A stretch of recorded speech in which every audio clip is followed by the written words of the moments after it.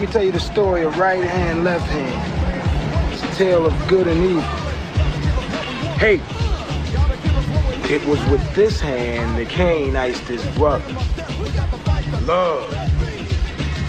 These 5 fingers, they go straight to the soul of man. The right hand, the hand of love.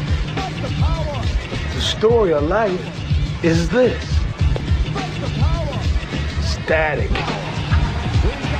One hand is always fighting the other hand, and the left hand is kicking much ass. I mean, it looks like the right hand love is finished. But hold on, stop the presses, the right hand's coming back. Yeah, he got the left hand on the ropes now, that's right. Yeah, ooh, it's a devastating right and haters hurt. Down, ooh, left hand hate KO'd by love.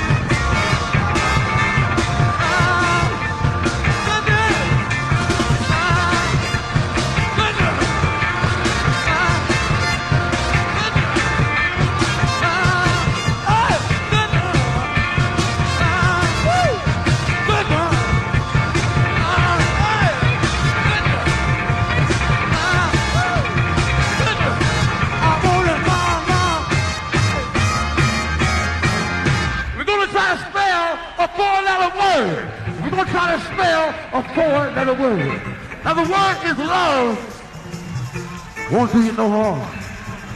We're going to try to spell love just like this. L. Say O. Let me hear that. B is your time. Say E. I want it.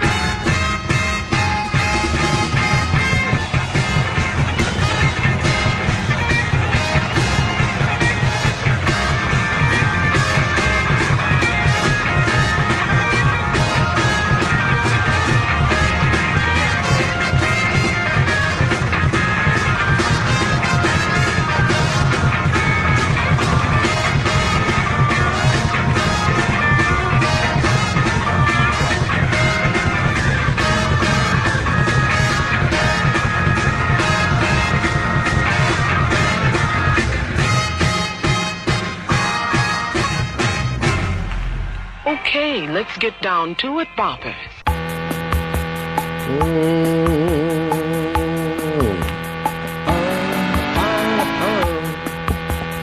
All buddies.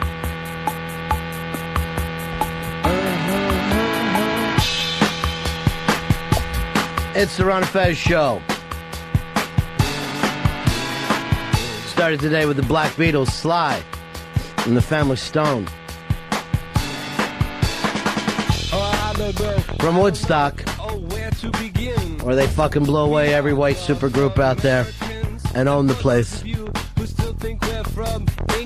And I think that could be used for Earl, Fezzy, because it looks like it's the autumn of Earl right now. He got Obama, and his beloved New York football Jets now find themselves alone in first place, 7-3. Earl, you were right. Fez and Dave were wrong. What? This is your time, big guy. You got to have a mic on. I'm absolutely loving it. 7-3. First place. They beat the Pats in Foxborough in overtime. And it looked like it wasn't their night. I mean, tying up the game at the last second. You watch this game, Fuzzy? I watched most of it, yeah. 24. Everything but the end? Yeah, I missed that part. Did you really? Yes. It's hysterical. It was one of the... both teams on offense were just clicking at the end of that game last night, and the kid Matt Castle made a hell of a throw. It was unbelievable. And Moss made a hell of a catch. I screamed, I'm like, "You've got to be fucking shitting me!" Oh, you know what? This is very funny too about you, Fez. I forgot this. I had the game on, and I was online, checking our stuff, and then I see that Franklin has signed on, and I go like this: "What a game! What a play!" At that exact moment when they tied it up. And he screams back at me, "No, don't." And I'm like, "What?" Fez has called me, so I'm on fucking delay. He stopped his TiVo because, okay. According to Franklin, an old lady called him in the middle of the big game, and he had to go offline. Do not call people in the middle of the big game, Fezzy. Unless it's the yell, "I will bet you $200 right now." Well, first of all, I forgot it was on while I was making my nightly phone calls. And then when I saw the Jets were up, I thought, all right, no need to keep checking this mess. What happens to people when they think that the game is over? They just give up on a game. Like, they watch a game and they're like, okay, one's already put away. I actually I wrote a text and saved it until the end of the game. And the first line was, "The Jets won." And that was before, it was like in the fourth quarter. And then I looked at it, and it was like 11:15, 11:30. Game is tied. Yeah. I was like, delete. How quick did I text you, though? I think the ball had barely went through the upright. I had it already setting up. And then as soon as it went through, because I know that you had to be in just absolute pain to let them come back like that. That was the closest I think in years to having a full-on stroke. I was completely the closest in years to having a stroke. No, the 2000 stroke day, the 2003 playoffs, Yankees Red Sox. I was out of my mind. But that game, I was just like, "There's no way they're going to lose this game. You can't lose this game. Not to these guys." Well, it's your autumn. I don't know how you've done it. I don't know, you're pulling out Obama, you're pulling out the Jets. Nobody picked either one of them but you. And one more win, and you get to punch Fez Whatley right in his hideous face, and Eastside Dave McDonald right in his ugly mug. Yeah, what a collapse this is going to be over the next 8 weeks. I'm ready to double down. You want to go 2 punches? No. You want to punch in the balls if they don't collapse. No, I think I'd rather have the punch in the face. Brett Favre has got to be haunting Green Bay. This could have been their year.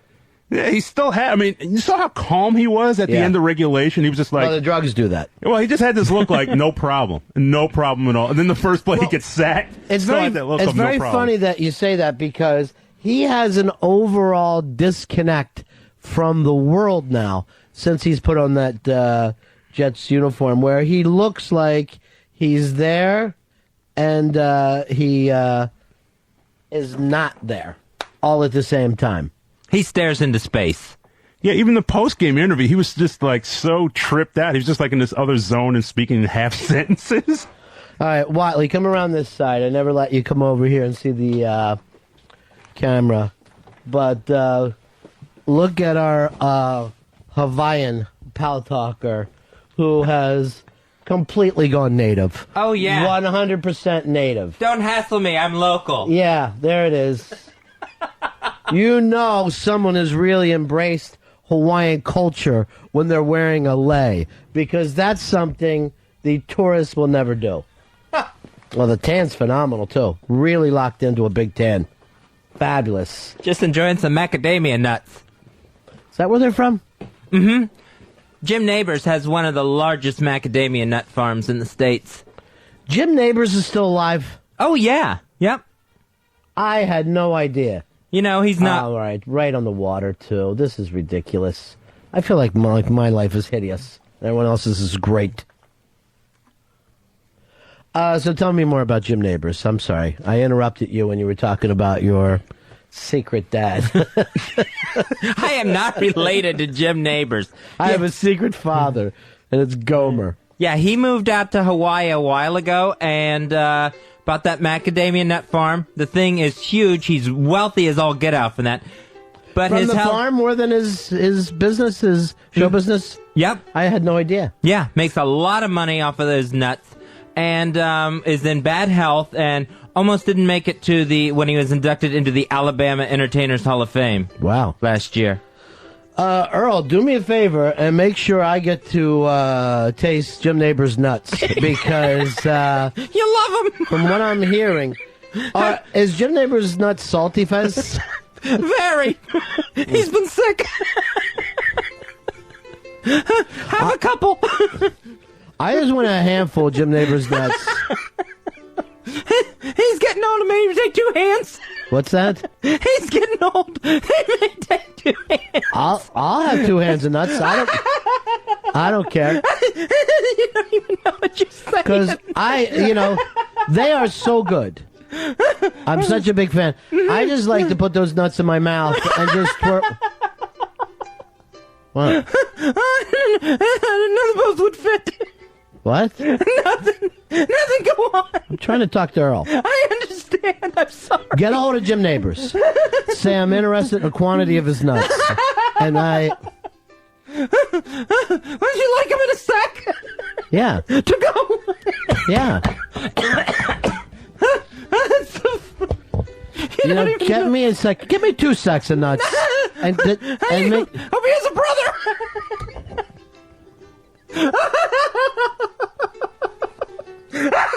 Because I want to have them as a special Christmas treat.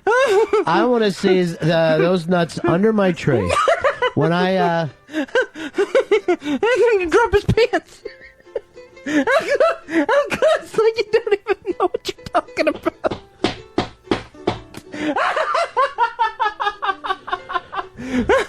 No, I'm gonna have another heart attack. Get a hold of Jim Neighbors. I want those nuts, and I want something to wash it down with, too. See if he has anything. I'm sure he can provide. Coconut milk. Here is, Oh, God. What? Rick. 941 checking in, buddy. Hey, how are you, pal? Fantastic. Ichiban for you, Ronnie. Yeah. Opie Hughes goes off and backstabs CT and Jiven today by breaking their demo CDs live on the air. Wow. I knew he was looking to break a new show, but I didn't think in this fashion. What happened? What had him so upset? Did you hear, David? Yeah, I heard.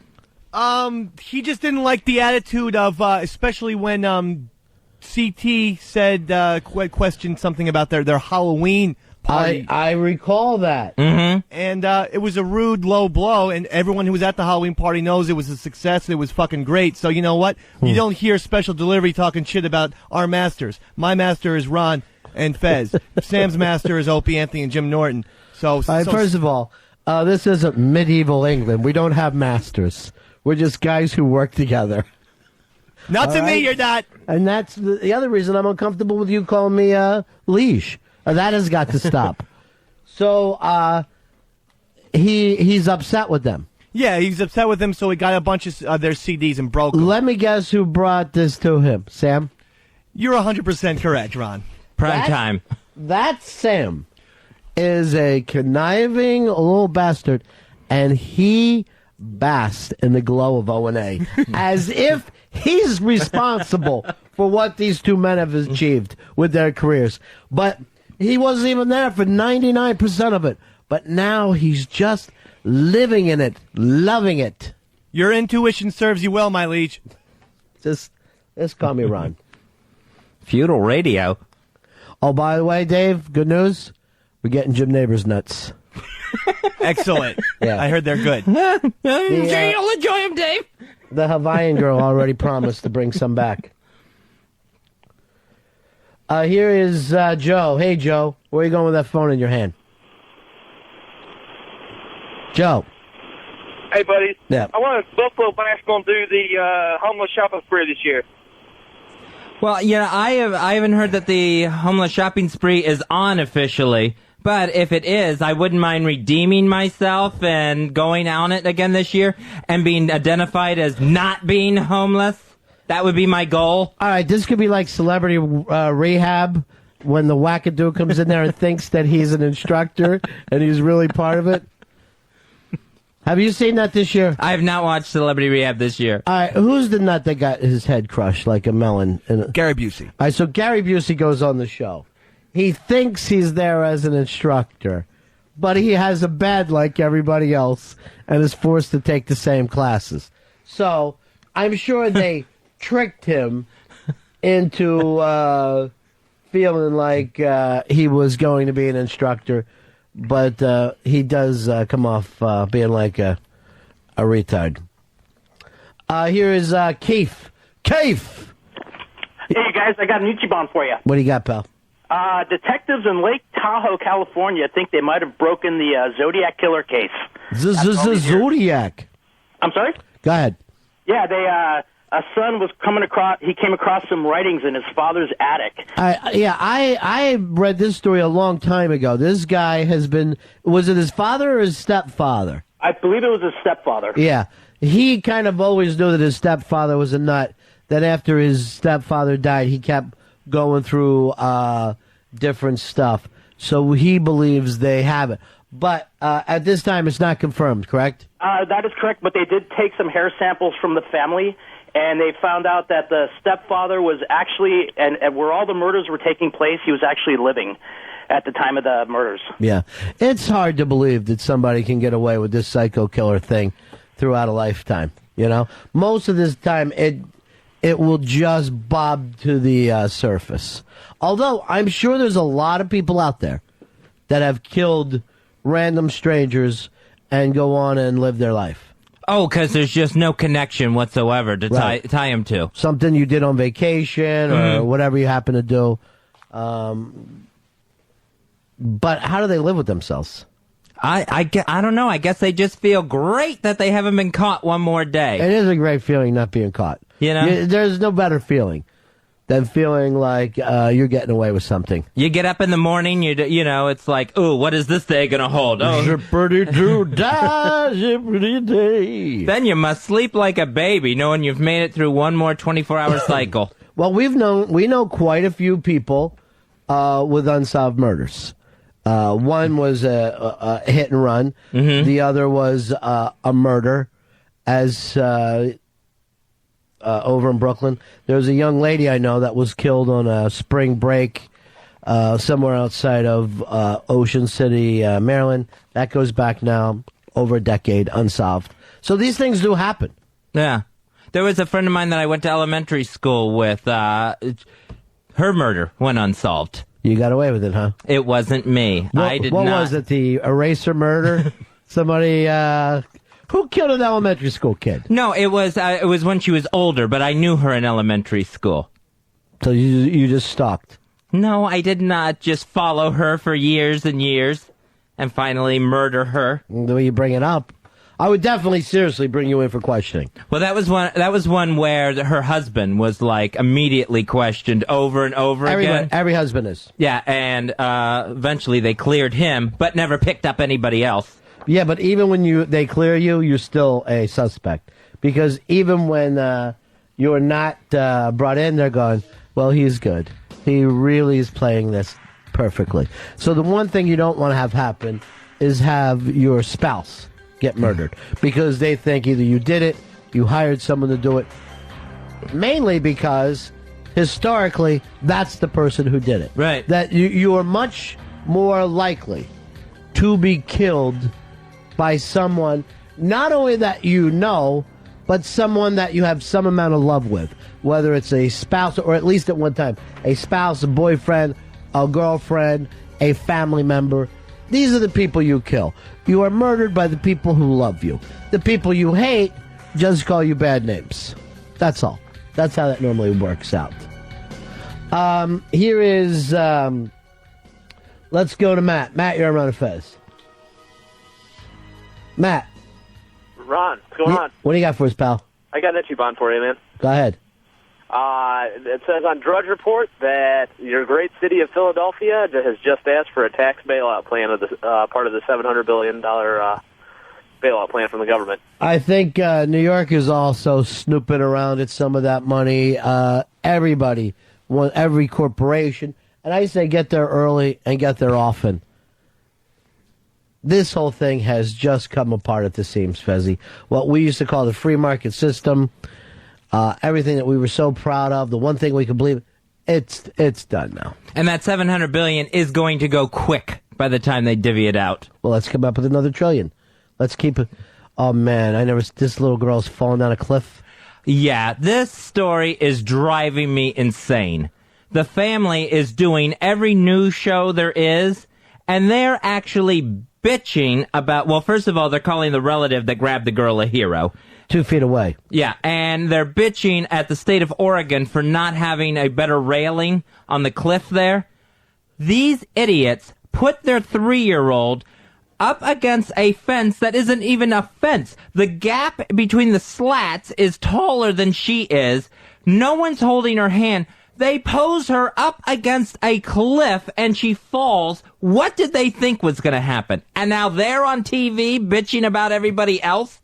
Yeah, first of all, it's not our responsibility to have a railing or a fence in front of every cliff or every river. If you've grown up around any of these places, you have to know to yourself, a kid come in. One time, me and my cousin, we were so little, we were like 3 or 4 years old. We were walking out on this dock and we're throwing rocks off of it, right? And my cousin, all I hear is, I'm throwing rocks off this dock. I just hear a splash. And I turn around and he's gone. And I just see my uncle flying off the dock to rescue him. And what a basic, and it came up with him out of the water. But he had to make a pretty deep, it was, fairly deep water. But, to a kid, he would have died in, 2-3 feet of water.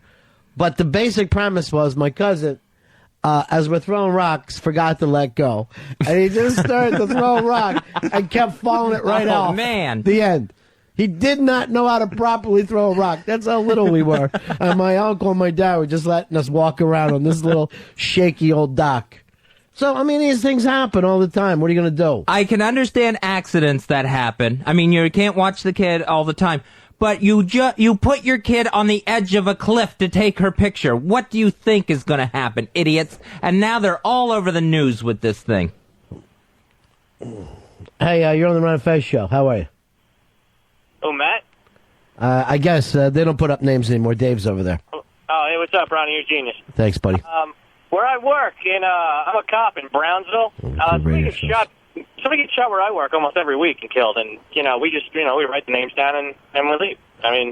Nobody saw nothing. Nobody knows nothing. Nobody wants to give the name. And the end. We don't know who killed most of these people. Right. I know when I was little, my dad always said, if you see anyone get whacked, right? If you see somebody get shot, just always say it was a masked man. No matter what happened. Even if you're looking at the guy's face, say it was a masked man. And then that way, if they read the newspaper and they see masked man, they're going to go, okay, that kid's cool. He's fucking doing the right thing here. You know what I mean? Well, what we do it, well, whenever there's a dead guy in the street and I need to get rid of all these people that are watching, I go, okay, everybody take out your ID. I want to get information from everybody, and then everybody just runs away. And everybody takes off. Yeah, that's the only way to get rid of them. If you tell people, hey, all right, I need everyone to leave, they'll tell you to go screw yourself. And then you're like, all right, take out your ID. I want to get a statement from you. And then they all run. Yeah, I want all the suspects to please come in here. Well, because that's the thing. If you say, hey, I don't know what he looked like, then that fucking murderer could be thinking to himself, he's trying to figure out what I look like. If you just say masked man, he knows right away, all right, this guy doesn't want to be involved. So, or at work, you could... Hello? Yeah, go ahead. Oh, where I work, what you could do is, what they do is just everybody wears the exact same clothes. You just wear a black shirt with blue jeans, and it's like, that's 28 people that are standing there watching all fit the description. Yeah, right. He's a black guy with blue jeans and a sweatshirt on. Like, it's the whole fucking neighborhood. And really, is it too late to just build a jail around that neighborhood and escape from New York, the whole motherfucking place? They don't want us there. We don't want to be there. Right. For some reason, I got to keep going there. Well, who knows? During the Obama years, maybe it'll all turn good. Yeah, well, now they have no excuse now, all right? Exactly, no excuse at all. All right, thanks, man. Peace. 866-RON-0-FEZ. It is the Ron and Fez Show. Heard exclusively on XM 202 and Sirius 197. If you ever need to email us, it's ronandfez@AOL.com. And the AIM name is Ron and Fez. Here's Jason. Jason, you're on Ron and Fez. Hey, boys. When we was kids, we used to go swimming in the Ohio River. Our parents told us not to because it was dangerous. A coal barge came by, and we was kind of far out in the river, and all of a sudden my little brother just disappeared because of the wash that they create. Right. And all of a sudden I just instantly grabbed his leg and pulled him back.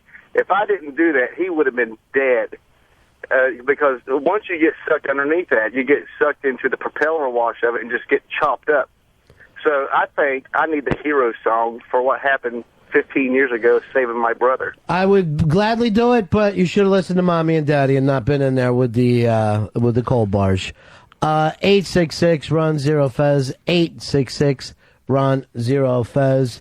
Here's Adam. Adam, you're on Ron and Fez. Hey, buddies, I got your YouTube on. Some astronomers found a new solar system, like 3 or 4 new planets circling around a sun that's like triple the size of our sun. We're going to be invaded. Now, how far away is this? Like 120 light years away, or 150, something like that. All right, so how long before it would take for our nukes to get there? Because what I'd like to do is President-elect Obama come up and say, we need to shoot nukes immediately. Not wait till January. Shoot them now. And let's blow these fuckers out of the sky. Well, we don't know if they're hostile. We have no idea. Are they aliens? Yes. They're hostile. They're absolutely hostile. Because I have seen movies, and all I've seen is bad aliens. There's no such thing as a good one. Maybe they're a nice, peaceful little planet of ETs. Here's Sean. Sean, you're on Ron and Fez. Ron, Fez, great to hear you guys in Tampa again. I'm an XM listener, and man, it's great to hear you guys down here. I got to tell you, though, those parents are typical, you know. It's blame everybody else. It's everybody else's fault, you know. I mean, like you said, you were saying it, the kid's on a cliff. For God's sakes, if he falls, you know? I mean, if you watch the videotape of it, you see the little girl playing around this railing before they even pose for the picture, you know, when she falls through it. And it's no big deal. She fell 2 feet. Mm-hmm. She got grabbed. She didn't fall down off the cliff. If she fell off the cliff, there'd be a fucking fence built around that thing tomorrow. And if she didn't fall, and they took the picture and there's a fence there, the people would be bitching saying, oh, we didn't get a good view of the cliff because of the freaking fence, you know? Yeah, I feel that way, too. I don't like to come up to a place and have a fence there. I like the wide open, natural feeling of hanging out over top of it.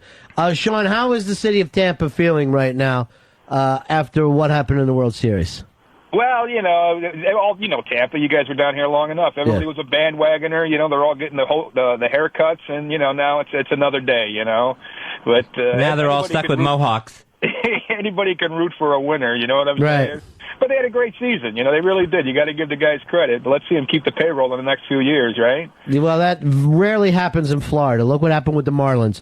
Every time the Marlins do well, They just treated as, hey, there's some new players down there for us.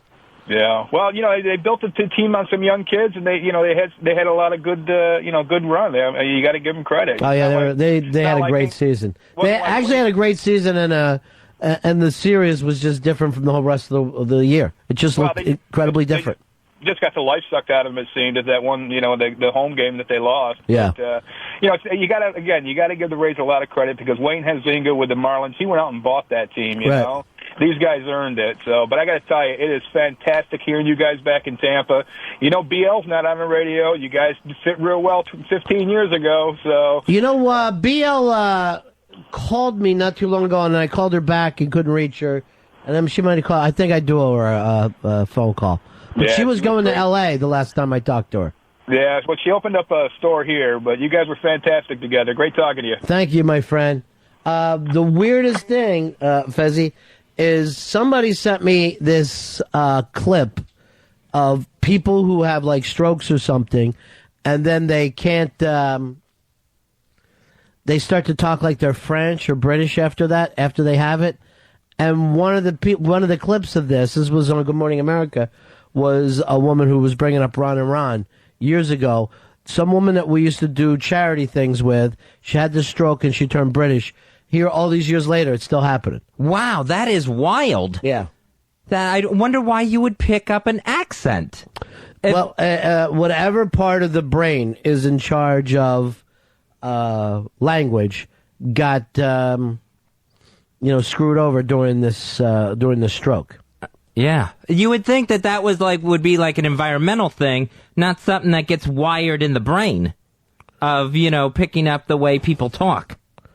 Well, everything has to go through your brain. There's no such... The environmental thing doesn't mean anything to you unless it's thrown through your brain.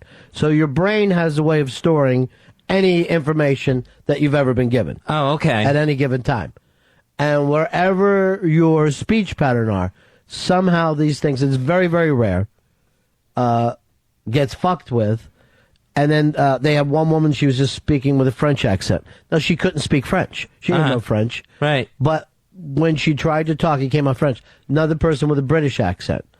And obviously these people was going on 15, 20 years, so they weren't just making it up. A lot of people who claim that, they see this, they go, well, they're making it up, but... Maybe Madonna had a stroke. Well, Madonna moved to a place where people talk British, so you pick up the accent. I don't know why that is, like, baffling to people, that when you move, like Mooch's family will think he's talking with an American accent, even though we ourselves don't hear it. Right. But from hanging around with us, he's picking up on the way we talk. Here is, let me bring in Leon. Leon, you're on the Ron and Fez show. Yeah, how you doing?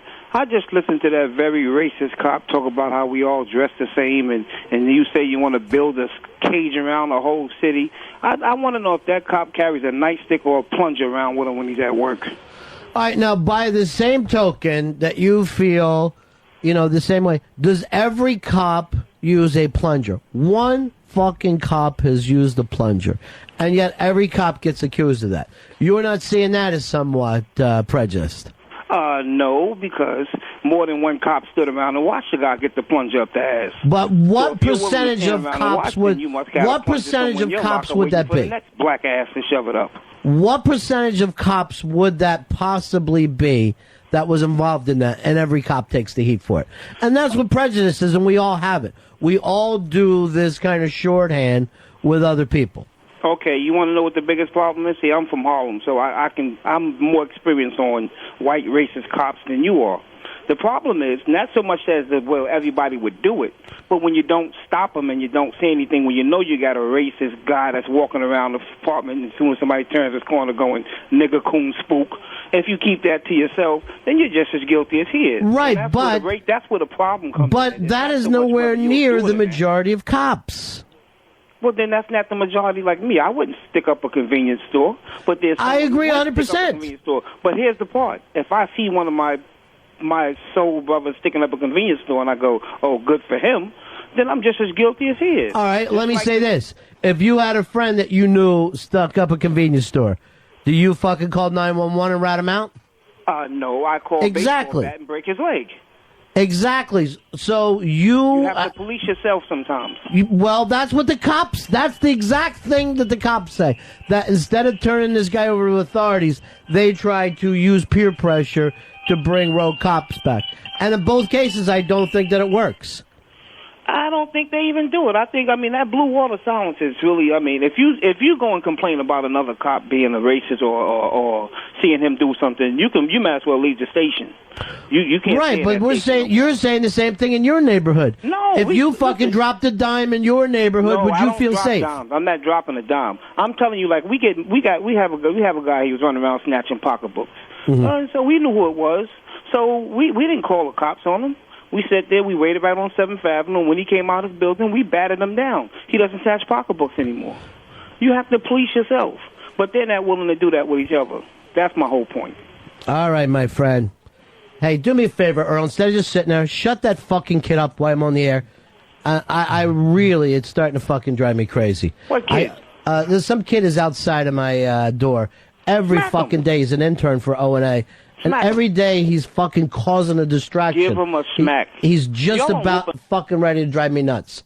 He's just about ready to drive me nuts. Every fucking day with this kid. And I don't have anybody on my fucking team that'll watch my fucking back. Drives me out of my mind.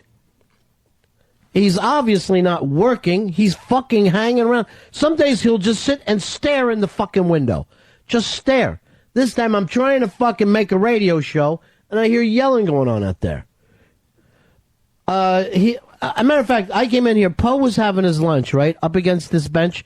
This kid gets up and sits in front of Poe a foot away while Poe is eating his lunch, staring at him. I don't know what it is about this guy. He drives me out of my mind. Here's Mark. Mark, you're on the Ron and Fez show. Hey, Ronnie. I know you've talked about before the amazing potential of the human brain. I was reading somewhere, I forget where the other day, but guy gets into a car accident, has some sort of head trauma. He's sitting there doodling, and all of a sudden he's a phenomenal artist. Yeah, because there is a certain part of the brain for everything. I saw this thing before they were doing brain surgery that and when they do brain surgery, they keep the person awake, right? You could take this little thing and touch a part of the brain where we store memory. If you hit it properly, you could go back to reliving that moment. Not just fucking remembering it, but you would be there. The sights, the sounds, the taste, the smell, you would relive that. What if there was a way to plug in every time in your life something fucking good, you could relive it every time. You hit that lucky strike where you're nailing this unbelievable broad, right? That fucking broad that you still jack off today so many years later. What if instead of doing that, you could actually relive it? Davey Mack, come on in here. I hate to tell you how to run the back stage situation, but I'm at a fucking point with this kid. And you know me, I never bitch about the interns. You're up. He fucking does nothing. He's not working in here. Is he working for Steve now? I don't even think he's working. We may be at a fucking point where O&A, if they're not here, that kid can't be here. Because he's driving me out of my fucking mind. I agree. You shouldn't have people who are just staring at you, for starters. Well, today he was just being fucking noisy for no apparent reason. Now he's shouting. But the thing is, there's no social skills there. It's very odd. Well, I don't know what's wrong with him. He needs a brain poke. But he needs to at least stay in their office. Stay in their office. That's a good point. Pat, you're on Ron and Fez. Hey, Ron, how's it going? Hey, the last guy that called in and said that they beat the hell out of that person answer. And what if there was a bunch of white guys that beat the hell out of that person answer? Wouldn't that be a race riot or something? Absolutely true. We don't need you to take the law in your own hands. We have fucking laws. All right? And people need to get that through their fucking mind. If they think, I am going to take care of this crime, right? Myself. You're a fucking criminal now. You're not fucking Batman. Batman in real life would be out there for 14 seconds. And that's why the new Batman looks so ridiculous to me, because it doesn't look like the old days when you would be able to find this fucking guy from satellites alone.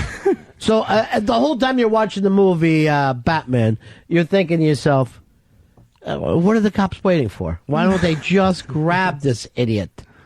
Only in sports are you allowed to, quote-unquote, police yourselves. But in real world, you can't do that. Well, first of all, you don't see fighting in sports like you used to. And there will come a day where the person who throws a ball at another person's head will find himself in front of a fucking jury. I suppose you're right, because it's happened a couple times in hockey already. Yeah. So I would think that in baseball, sooner or later, in football, you'll see it sooner or later. Football is a sport right now that the thug mentality is already being, put down by the sports writers and the fans. And, you're at a point right now, the celebration in football. By the way, at what point can you put up with a celebration in football? What do you like? If you make a tackle, should you do a funny dance over that guy or try to fire the crowd up? You can if your team's winning. If your team's losing, no celebration. Because then it's like, what are you celebrating? Look at the scoreboard. What if it's tied? Then yeah, you can celebrate a tackle. You celebrate a first down? No. Then you go back in the huddle. I saw a guy last night. He makes a fucking catch for 8 yards and jumps up and points at the fucking... And I'm like, sit the fuck down. When's it okay to celebrate? When a team takes the lead for a touchdown. That's when I want people to celebrate. So it's got to be a touchdown. It's got to be a touchdown, and it has to be taking the lead. It can't be you're up 20 and then dance, because I think that's rubbing it in. But if your team if you were down 2017, you score a touchdown, now you're up 24-20, you celebrate. All right, Earl Douglas, come on in here. I want you to be part of this. I'm sorry I got mad over that fucking kid, but it was so loud while I'm sitting there doing a goddamn phone call. So fucking loud. Not one of you guys moved. Earl, when's it okay to celebrate? Never. You act like you're a professional athlete. You scored touchdowns before. You've made first downs. You shouldn't be jumping up and down. You never jump up and down. No, don't act like a lunatic. Yours, take the lead. Take the lead. Yours, if you happen to be in the lead, you can celebrate anything. Yeah, you can celebrate anything as long as you're up. Can you celebrate a good block? No, that's bad. Why? Because that is basically just... That's more of a part of the game. That's not an impact play. Of course it is. Try to run for a fucking first down without a block. And that's that offensive lineman's, that's his touchdown. If he makes a great block, I mean, if a guy makes a sack and does a fucking dance, right? Why can a guy who didn't protect the quarterback prohibited a sack, why couldn't he do a dance? And I'm going to disagree with Earl. I'm going to say it is okay to celebrate upon winning the Super Bowl. You have the right then to jump up and down and high-five each other.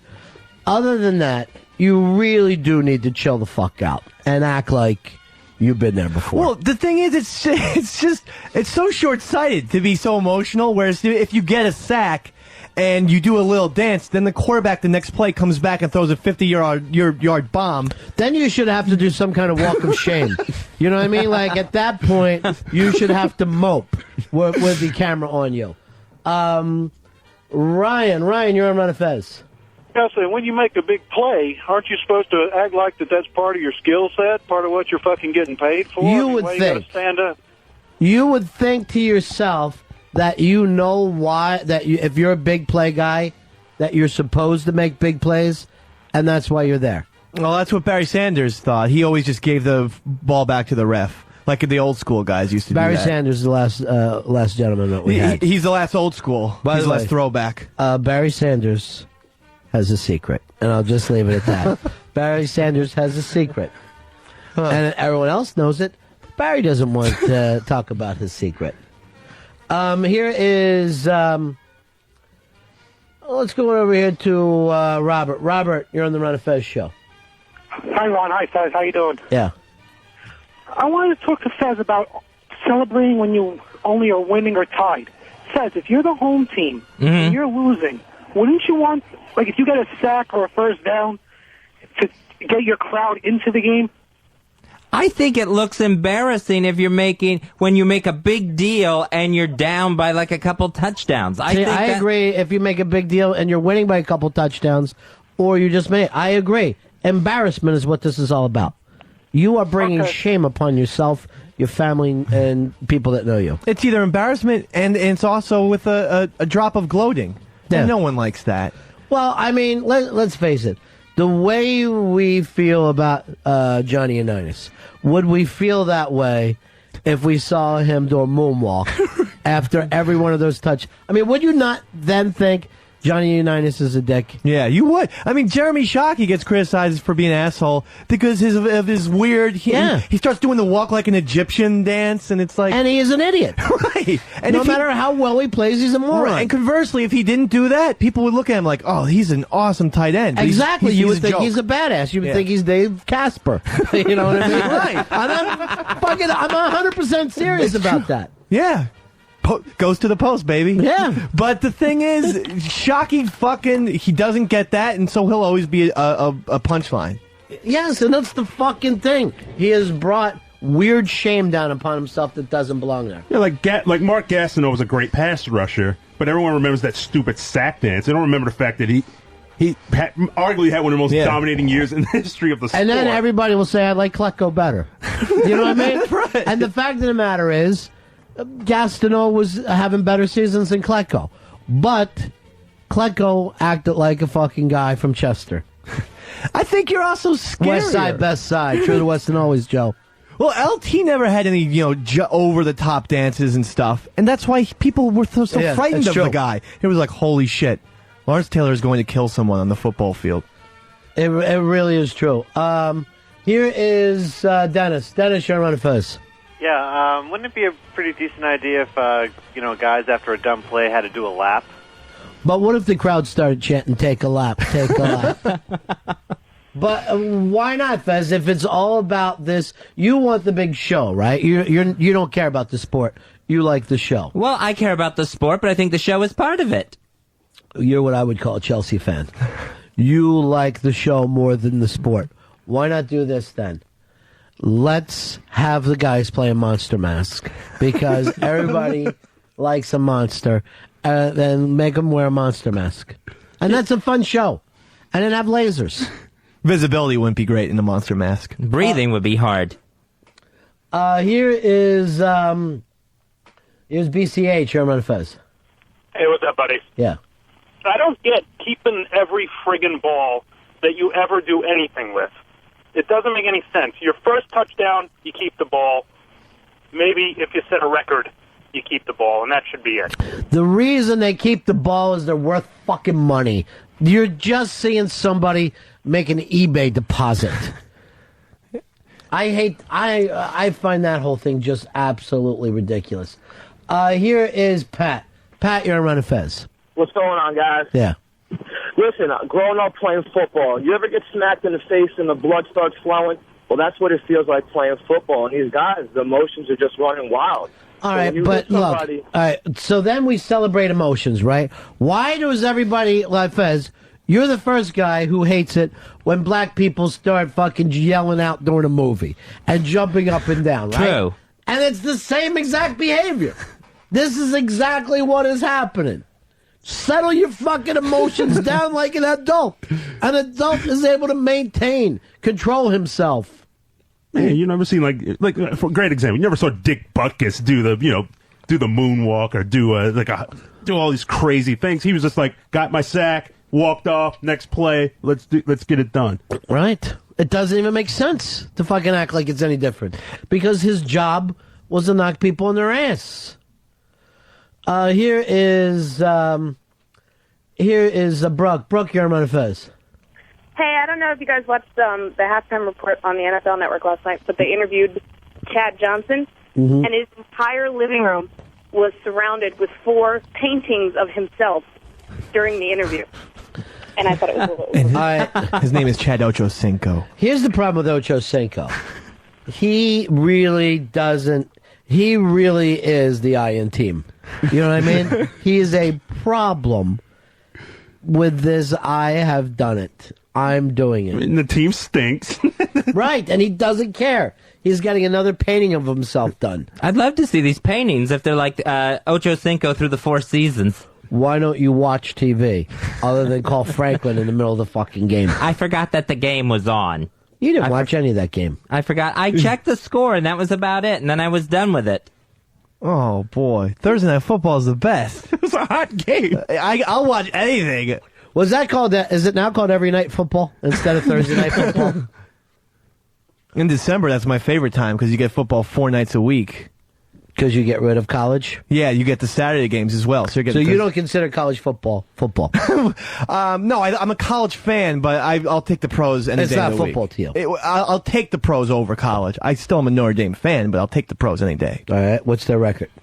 Notre Dame? Mm-hmm. They are, Mr. B, they are 5-3 and 2. 5-2. 5-3 and 5 2. and 2. 5 and 2. 2 ties. 5 and 2. And 2 ties. 5 and 2. What is their record, Fez? I think you're Mr. Notre Dame. Yeah, I think they're like 3 and 5. I know this. Their fucking fat ass coach that they signed for 10 years for, I believe, $6.5 billion. They're already talking about getting rid of him. It's not his fault. He didn't have the it's not players. his fault. Remember what they did to the black guy who had that job? Ty Willingham. Yep. They acted like that man needed to be burned at the stake. He has the exact same fucking record as Ty Willingham. Right. Ty Willingham, who people fell on the ground grabbing their own chests. So this will cost them tens of millions of dollars, I think, to get rid of him. Yeah, it was like a 4-year, $40 million deal. No, it was longer than that, dude. It was? It was like a 10-year deal. Yeah, all right, it was 10. All right, 10 years, $4 million a year. Yeah, it was. But I think you don't watch sports anymore, I'm noticing. You don't know anything about Notre Dame. You're calling people in the middle of the game. There's something different about you, Secret. Something's changed. Yeah, I guess I have other interests. In sports? But it is Charlie Weiss's This is so fault. exciting. Look, she's getting dressed during it. Wow. Hawaii just brings the wildness out of you. Yeah. You feel like you're on Lost, you know? You're just She running looks like around. Lost. It looks like everything's changed with her. Yeah, You know what? And we just all look like rainy, cold, sleazy urban people. She's going to come back with a beautiful tan, too. She always looks very nice. Island girl. What? She's an island girl now.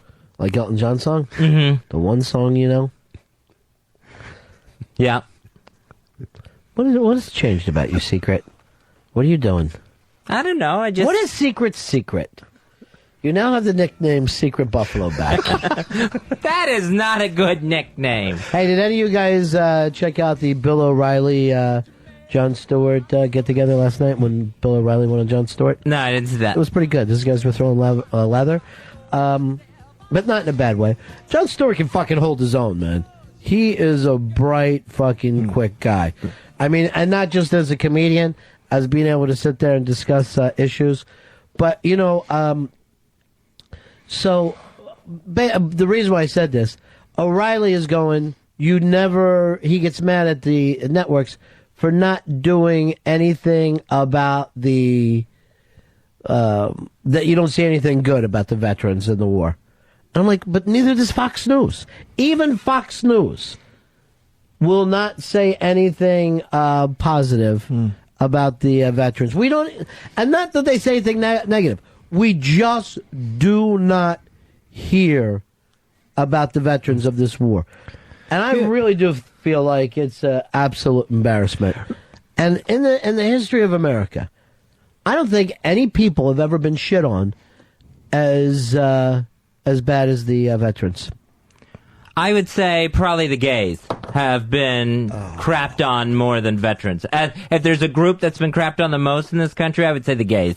More than veterans? Yes. Oh, you know why? Because when the gays got back from Vietnam, everyone spit on them. Come on, Fez. I know you're upset about the marriage thing. But who was given more to this country? Gays or veterans? Well, I'll tell you what. Veterans sacrifice an awful lot, but veterans can marry. Veterans are allowed to serve in the military if they want to. You know, gays can't go into the military openly. What about this? From this point on, I make a little time of the day where you can be upset about the California gay thing. But then the rest of the time, we move on. I would appreciate that. All right. So, here's what's bad. Veterans are the second most shit upon people in this country. They're gays first, obviously. Yes, because they can't marry or reproduce. That's another thing. Well, that's more of a plumbing issue. Why can't they reproduce? Because it's not natural? Because you need a sperm and an egg, and you have two of each instead of one of each. So you need a sperm and an egg for a marriage? No, for a baby. That's what you need. A marriage is just two people who love each other and want to commit to each other. Okay, I think we're done talking about gay marriage today. And you win. I wish every fucking man was forced to marry another man. Even straight guys, if you're not married, the government should show up with guns, put a gun to your head, force you to marry another guy. Okay? Copacetic? We're all happy now? That's not what I'm asking for. Forced gay marriage. Earl, you're marrying Hicks? No. Neither one of you is married. I'll marry Earl. You're already married. Damn. We're not Mormons here. I could finally get a hand job from Earl. Finally, he'll be willing to do it right now. Never. By the way, you had him so upset yesterday, he's still in a bad mood today. I don't get it. After the show, he wouldn't even answer Fez back today because he's still mad at you from yesterday. I asked him, Earl, 2 questions today. Could not get an answer from him. Here is Greg. Greg, you're on Ron and Fez.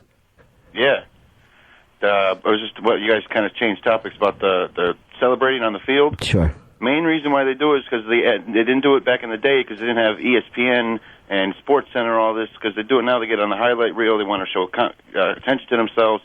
They get a bigger contract when they get more money when their contract's up. ESPN, you could argue this, has done more to ruin the pure sports thing than anybody else. And I'm talking about Sports Center themselves. Yeah. Of just, hey, let's see every long ball that got hit and nothing else. Let's watch every TD and celebration. And let's make stars out of people like Ocho Cinco. Let's turn him into the big star. They are the biggest hypocrites because then they'll do commentary on how that's ruining the game. Last year on the Ron and Fez show. Hey, Ron, how you doing? Good. Hey, I want to make a comment about the veterans and the lack of coverage on the media. Really, we don't really care. We know who gives us our respect, and we don't really do it for them. We do it for our families, for our loved ones. We do it for each other mostly. So we don't get the coverage. It doesn't really matter to us. We know who cares about us. So you guys don't really feel part of society yourselves? We don't. We treat. We're in the service, and they're civilians. It's a completely different world for us on active duty, and if they don't understand it, it doesn't really matter to us. We understand it. Our families understand it, as do our friends. And that's what we're doing it for anyway. Yeah, I know gays go through the exact same thing, where for some reason America ignores and doesn't get it, doesn't get, the love that's there between two people. But we're right now talking about veterans. Make it a comparison between gays and military, but, for us, it's not really an issue. We do it for each other, for the guys that we serve with, and we do it for our families. They do it for each other. Right, just like gays and lesbians do. They do it for their family. They do it for each other. That's why they would like the opportunity to marry in California. Well, aside from that... it's like they're living parallel lives with American veterans. Understood, but, we don't have a social agenda in terms of a national audience that we're trying to push this. Exactly. Well, you can go get married, sir. Well, Les, I will just tell you, thank you very much, my friend. You bet. Take care. Peace. Here is Matt. Matt, you're on the Ron and Fez show. How are you, Matt? Hey, Ron, what's going on, man? Yeah. Hey, just want to, let Fez know that in any city, the absolute worst hospital you can go to is a veterans hospital. Very, very true. Right. Yeah, and like the gays, without being able to legally marry, a family can overrule a partner and keep a partner out of the hospital seeing their loved one. I know exactly what you're talking about, Matt. Let me tell you something, Fez. My brother's been married to my sister-in-law for many years. Mm-hmm. My brother goes into a coma. I'm keeping her out of there. Because she did it. Crazy Franny Nixon, you were behind this whole thing, and you know it. You have driven that man crazy. Well, you're not coming into the hospital. Yes, Crazy Franny Nixon is going to be first suspect. Wait a minute, what am I saying? She wouldn't even show up. God forbid anything gets between her and her daytime stories. Let's go to Jeremy. Jeremy, you're on Ron and Fez. Yeah, Fez, the veterans fought for our freedom. Mm-hmm. Therefore, if the veterans didn't fight for our freedom, how could you be gay? Gays are also fighting for freedoms. That's why they're trying to do what they can to get this Proposition 8 overturned. And be able to legally get the right. Yes, we're all freedom fighters in this country. Wait a minute, didn't Proposition 8 already get overturned? Isn't that what you're upset about? No, it got passed. It's the ban, and it got passed. The ban on gay marriage. So, yeah, I understand. Is that a good thing or bad thing? I get very confused. It's bad. Your brother's involved in this, right? Yeah. My brother, you can check out his blog on Queer Town. How do you get there? You go to laweekly.com and just look for Queer Town. Queer Town is his part of it? His blog, yeah. But I thought it was interesting because he says that these protests are have the possibility to turn off all kinds of people. Absolutely. Whether they are gay or new to activism or are straight, willing to listen to gay activists. And he says, if that happens, we will miss the chance to build newer, stronger, broader coalitions and movements for decades to come. So it pretty much said exactly what Ron, who's a straight person and who disagrees with Fez. Straight and street. But pretty much said the exact same thing that you said. Said, hey, don't go nuts now. You lost the vote. Yeah, you lost. Don't go nuts now because it's the wrong type of press. And furthermore, I also agree with you by saying, for this past week, I've been waiting for that eloquent gay leader to step up. Right. And where is he? Here's the problem there, too. Where gay people, you'll be trying to have one conversation, and they'll turn it back into the problem that gays have. Like, you'll be sitting around trying to talk about the veterans and the fact that this war is ignored by people in America. And the next thing you know, it comes back to this Proposition 8. Yeah. Yeah, which should not be ignored at all. That true. You probably shouldn't shake a Speedo in someo's face. But, demonstration. That's the problem. What are you celebrating there? Talk about over-celebration. Get down off the bar and organize yourselves.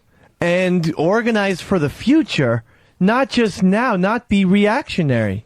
You should be revolutionary and start thinking ahead so that you can plan and get this thing going in a year or so. All right, hold on. Let me just say, go out, have fun, dive into the Pacific, have a wonderful time. I gotta get out of here. This is too rainy and cold. Too rainy and cold. Why don't you take a few days for yourself? Take a weekend. Why not? You know what? I take a few months for myself. I should sail around the world.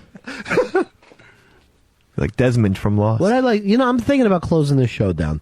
Don't do that. Getting out and relaxing. Don't do that. I literally bet a weekend, 2 days, Oh.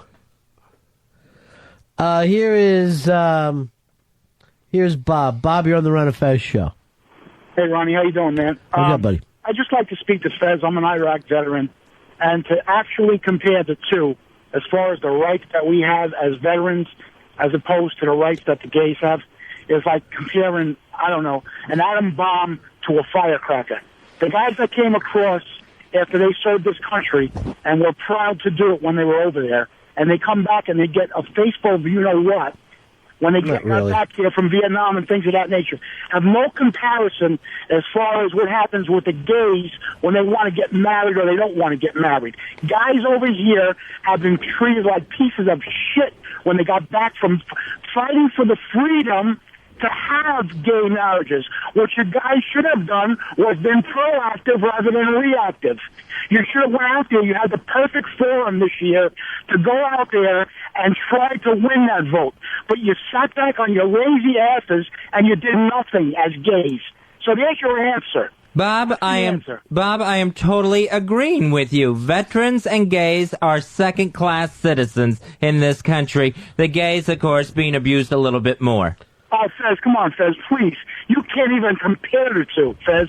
If you and your boyfriend want to go tonight and go in your apartment and have sexual relations with each other, that's all well and good. If a guy gets back from Iraq tomorrow and he's going to get into a military hospital, Fez, there's a waiting line for him to have surgery. What the hell are you talking about? What I'm talking about is rights that people have. Fez. Come on, you can't compare the two. There's only one way to settle this. How's that? Hey, Fez, you know what, Fez? Wait a minute. 1 second, Ronnie. Yeah. I love you, Fez. I love you like a brother, let me tell you that. But when you compare these two issues about what us guys are going through, man, this is a more passionate issue than the gays getting married could ever be. And as soon as you realize that, you'll understand where the importance of this stuff comes from. The gays in this country are in a social war. All right, just hold on for a minute. Thank you, Bob. Thanks for being on. Well, I'd like to settle this gays versus veterans things one way only. Okay. And that's a battle. We get them out there and have them fight it out with tanks. But in all honesty, Fez, I just want to occasionally, and God bless you, I say that finally you're alive politically, and you're starting to think a little bit politically.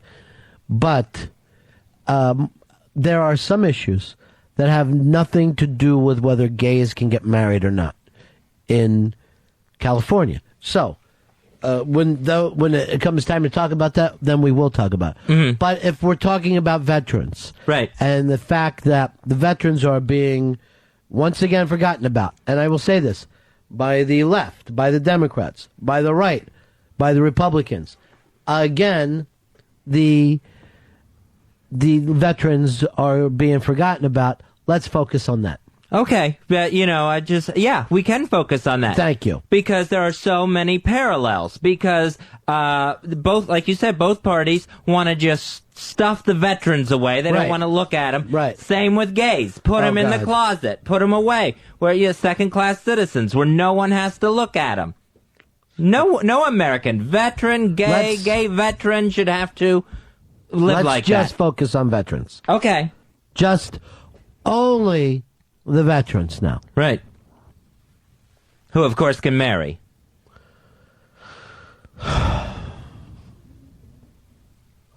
Brian, you're on the Ron and Fez show. It'll be 190, my body. Hey, buddy. Hey, Secret Snowball. All this talk, and every time you go back to a gay subject, I'm thinking maybe your secret is you got a nice little girl at home waiting for you now? Look, let's focus on what we originally tried to focus on, and that was the fact about the veterans being screwed over. But still have it better than the gays. Here's Tracy. Tracy. Hey, Fezzy, love you like my older bearded gay brother, maybe not. But hey, let's. I realize it's a volunteer army today, but let's just say they draft. Let's take all of the straight Americans, give them a lottery number, and draft them, force them to be gay. I'd go to Canada. Oh wait, that place is filled with gays. I don't know what to do. No one should be forced into anything. Doesn't make sense. Casper, you're on Ron and Fez. Hey guys, for the first time in the history of the Ron and Fez show, I'd rather hear Dave talk than Fez. Wow, that is low. That's very low. So many levels. It's small-minded. That's the guy who hates veterans. I'm not sure how I and feel gays. about that. By the way, we're Sunday night. I know Saturday you've got the big Sam and Than show. Yes, special to Sam and Dave. I'm Dave. You know me. Special delivery with Sam and Dave. 9 p.m. to midnight. It's going to be special. The Lost Tapes. And you guys have already turned O&A against CT and Jiven. Well, we exposed the truth to the great Opie and Anthony, yeah. So it now looks like you're the hot young show. I want to invite you and Sam into doing a 1-hour Sunday night roundtable. Awesome. 50 States of Confusion with me and Fez. That would be incredible. Thank you very much. That would be awesome. As a way of saying there's some acceptance being given. All right. Thank you so much. But, I feel terrible about CT and Jiven now that everything went so wrong for them. Don't feel bad about them, Ron. I mean, you wouldn't feel bad for a lizard that got hit by a truck, no, would I you? wouldn't. No. Yeah, so that's just, look, think of them as two... That doesn't mean anything to me. Sniveling, jizzy lizards on the side of the road. Jizzards. Right. Here is Don. Don, you're on Ron and Fez. Buddy, Yeah. there's a little fact that hasn't been pointed out is out in California when the gay marriage thing was made legal. Don, And, Don, couple goes- I am not fucking talking about gay marriage. This is the fifth show in a row that gay marriage has come up. We're done talking about gay marriage. No fucking more of it. Just for a while. Yeah. What we're talking about today is veterans. The people who get crapped on the most in this country. Don't you guys Gays. love that? Gays first. Isn't that part of it? Not, figuratively crapped on. I agree with you. You guys love to be crapped on. So gays first, veterans, then maybe the elderly. I'm not sure. No blacks in there for you. That doesn't happen. They haven't had a struggle. They're on the top now because of Obama. Here's Dave. Dave, you're on Ron and Fez. Hey, Ronnie, thanks for taking my call. Hey, Fezzy, I wonder, after the time you had it, took it up the ass, did you suffer from post-traumatic cock disorder? All right, stop. RC, you're on Ron and Fez. This is going the wrong way. Hey, Ron. Yeah. I don't understand why these Iraq war veterans, why we got to, think of them as heroes and all this shit. When there's no draft, they made the decision.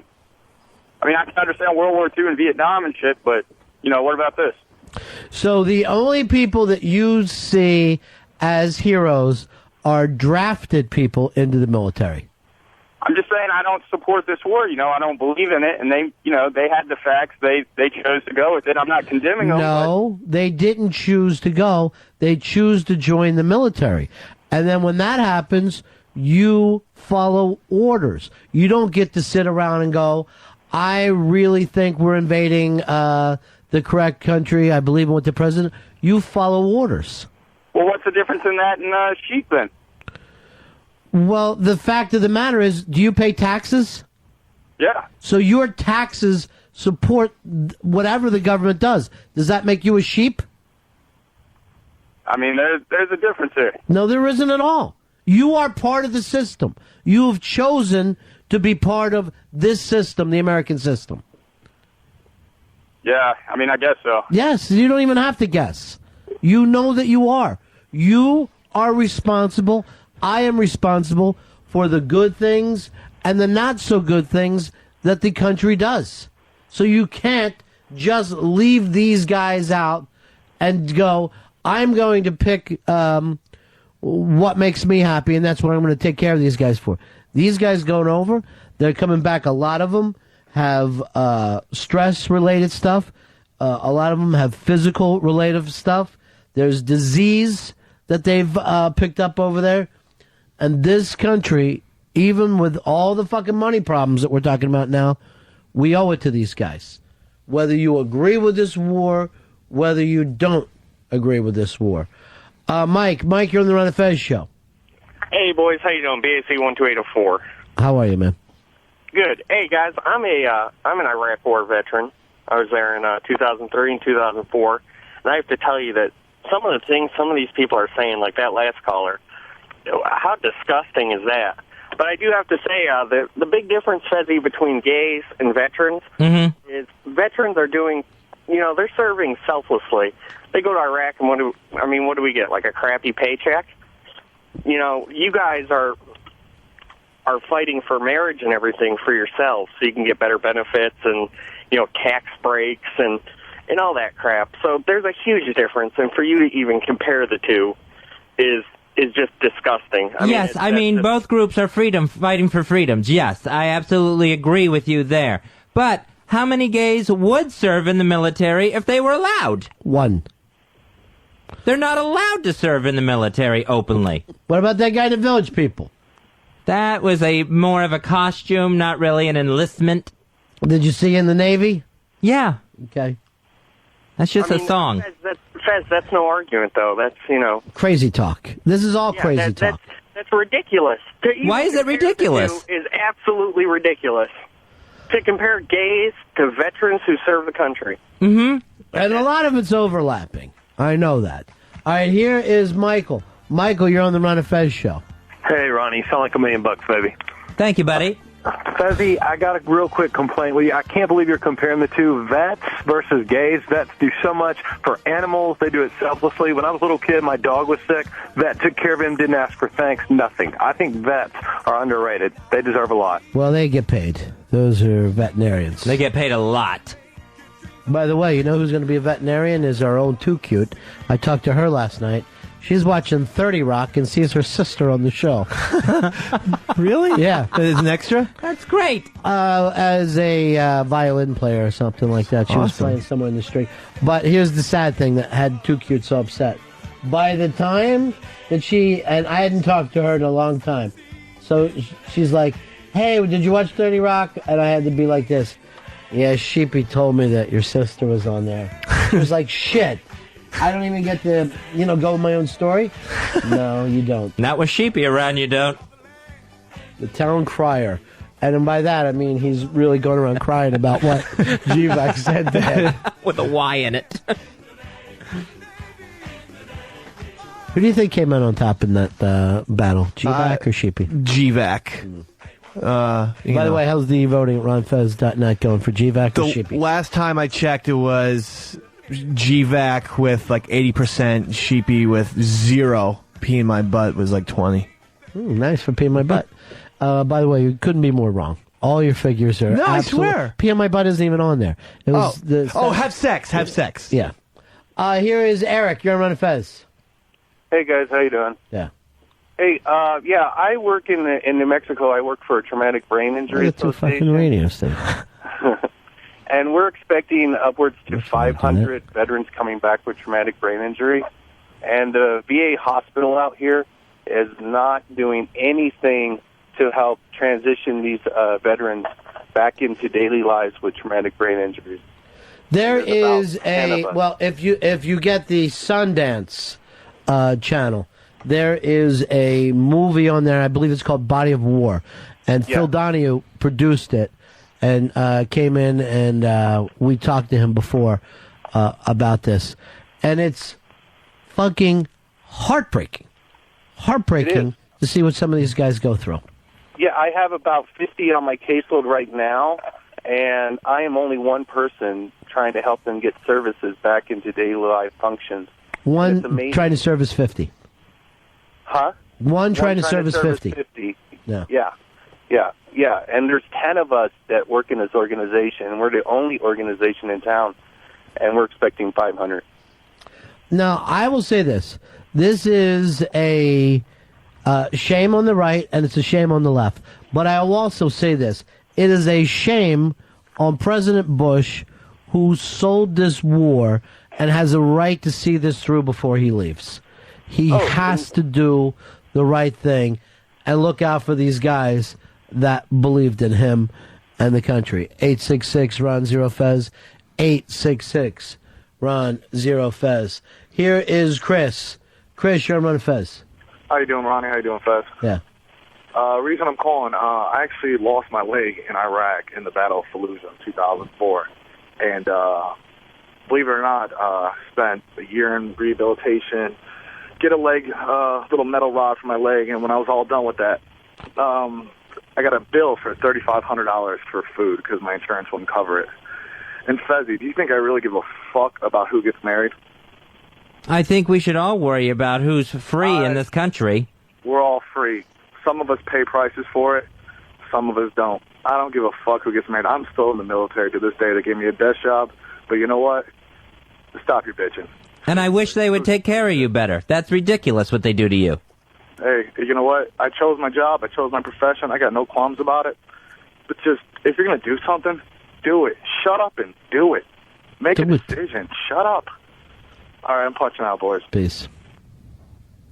It's humbling sometimes to talk to these guys. Yeah. Humbling to see what they went through. It's awful how people get treated in this country. Talking about the veterans. Yeah, veterans, gays mostly. Stop it. Seriously, I'm fucking telling you, stop it. Minorities. I don't know whether now you're joking or whatever. I know you're obsessed over this thing, but you can go too far. Let's go to Joe. Joe, you're on Ron and Fez.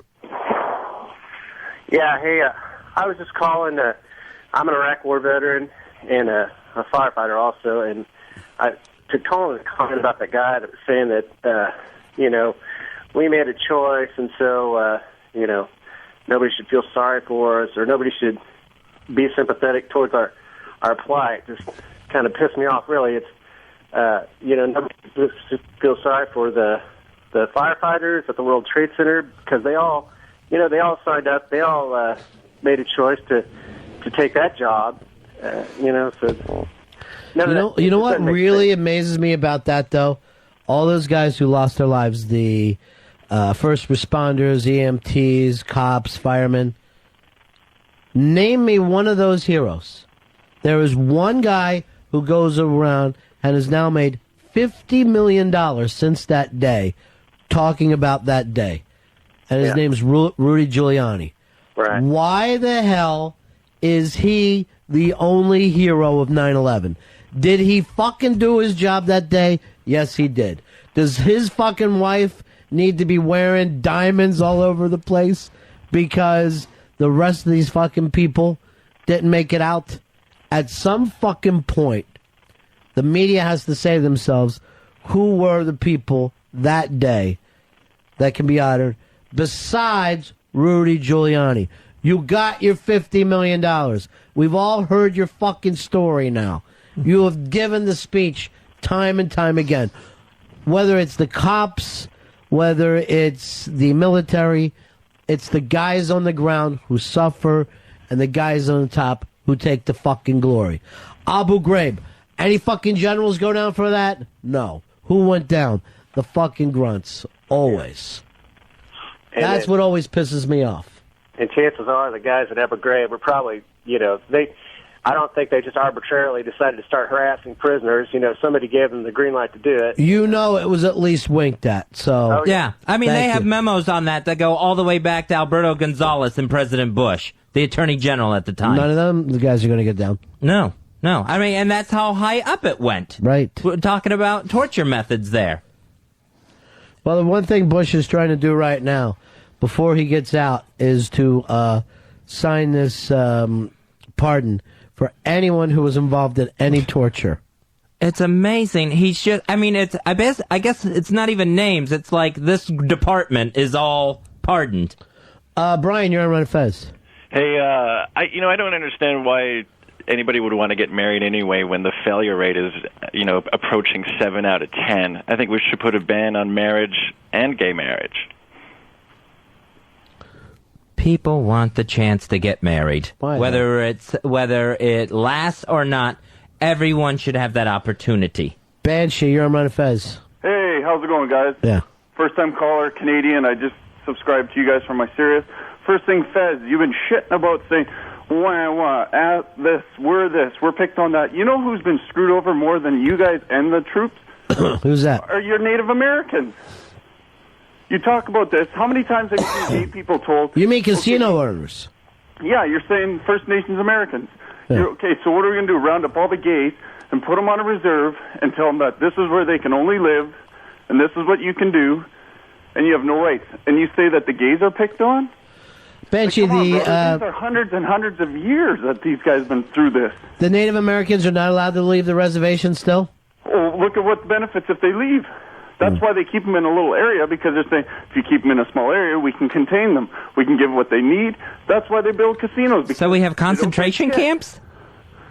Well, what would you call it when people were moved from their native land into someplace else? Would that not been a camp? Yeah, I mean, that's what I'm saying. But we still have that where, like you said, they can't leave?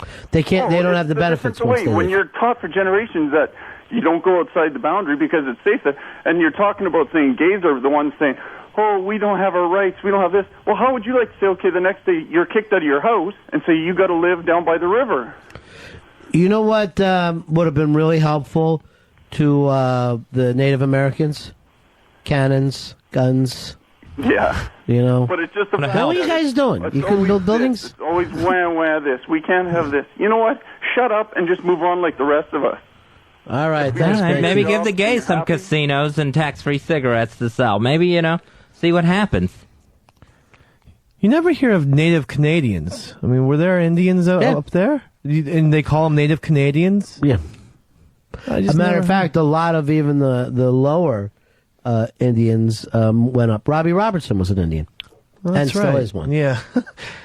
And he calls himself, I'm a native Canadian. Well, I mean, that name is fairly new, and it's an American fucking gimmick put on it. Right. I think he calls himself whatever tribe his people were. And I don't think he's 100%. No, he's not 100%. So what's your point? I was just thinking about it because that caller was from Canada, and I was just thinking, how come there aren't any Native Canadians? Because, why don't you go by any slang? Is there such a term as African British? Do you still understand what I'm saying? Yeah, I do. This isn't fucking. This is just slang words. These are made up words that we became comfortable with. I see. So in Canada, they probably have their own fucking terms. Why don't you check it out? Why don't you look around? I will. sometime outside of Jersey. Take a 5-hour energy, hop on a dog sled, and head north. Take another 5-hour energy and swim up there. I will. I'm a good swimmer. You say that, but I never see you swimming anywhere. You're wearing There's no water around. This is is this the 5th straight day of the same shirt? Yeah, so big deal. It's a sweatshirt. It's a sweatshirt, and you've sweated all week. It's comfortable. I don't understand. It's like wearing a What's underneath it? What's underneath it? Same shirt. It's You're doing that to punish. You're doing that to punish. I happen to think these clothes are comfy, that's all. You're a disgusting fuck. And if there's any place that you should move to, it's Fucktown. And you want to get the highest condo in a penthouse overlooking Fucktown. All right, we're going to break. Wow, I look over here and I can't believe it. Our friend Franklin finally came back, and Fred from Brooklyn sitting there next to Franklin like the old days. The Brooklyn days are back. Only Dean is missing. Dean is all that's missing from this picture. We'll be right back. It's the Ron and Fez Show.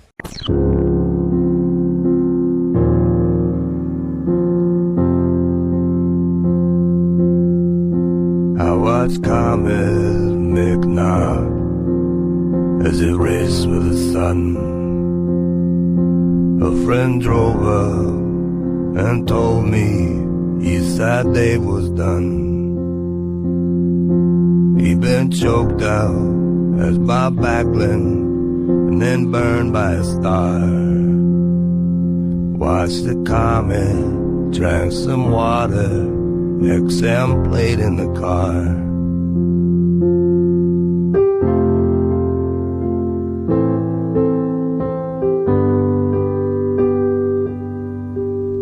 Take everything you feel and just let it go free. Look deeper and deeper till there's nothing to see. If you're angry or frightened, you just wanna die. Follow comet, make knot, shoot that shit to the sky.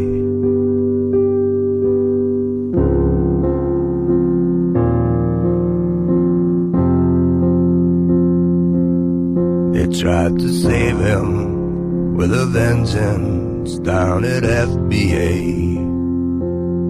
If naked typing girls can't do it well, I won't try big A. Sad, sad, he's got his hat in his hand. The hot sauce leaking on his hot dog stand. Razzle dazzle, who could it be? The cowbell tolls the last time, and it tolls for thee.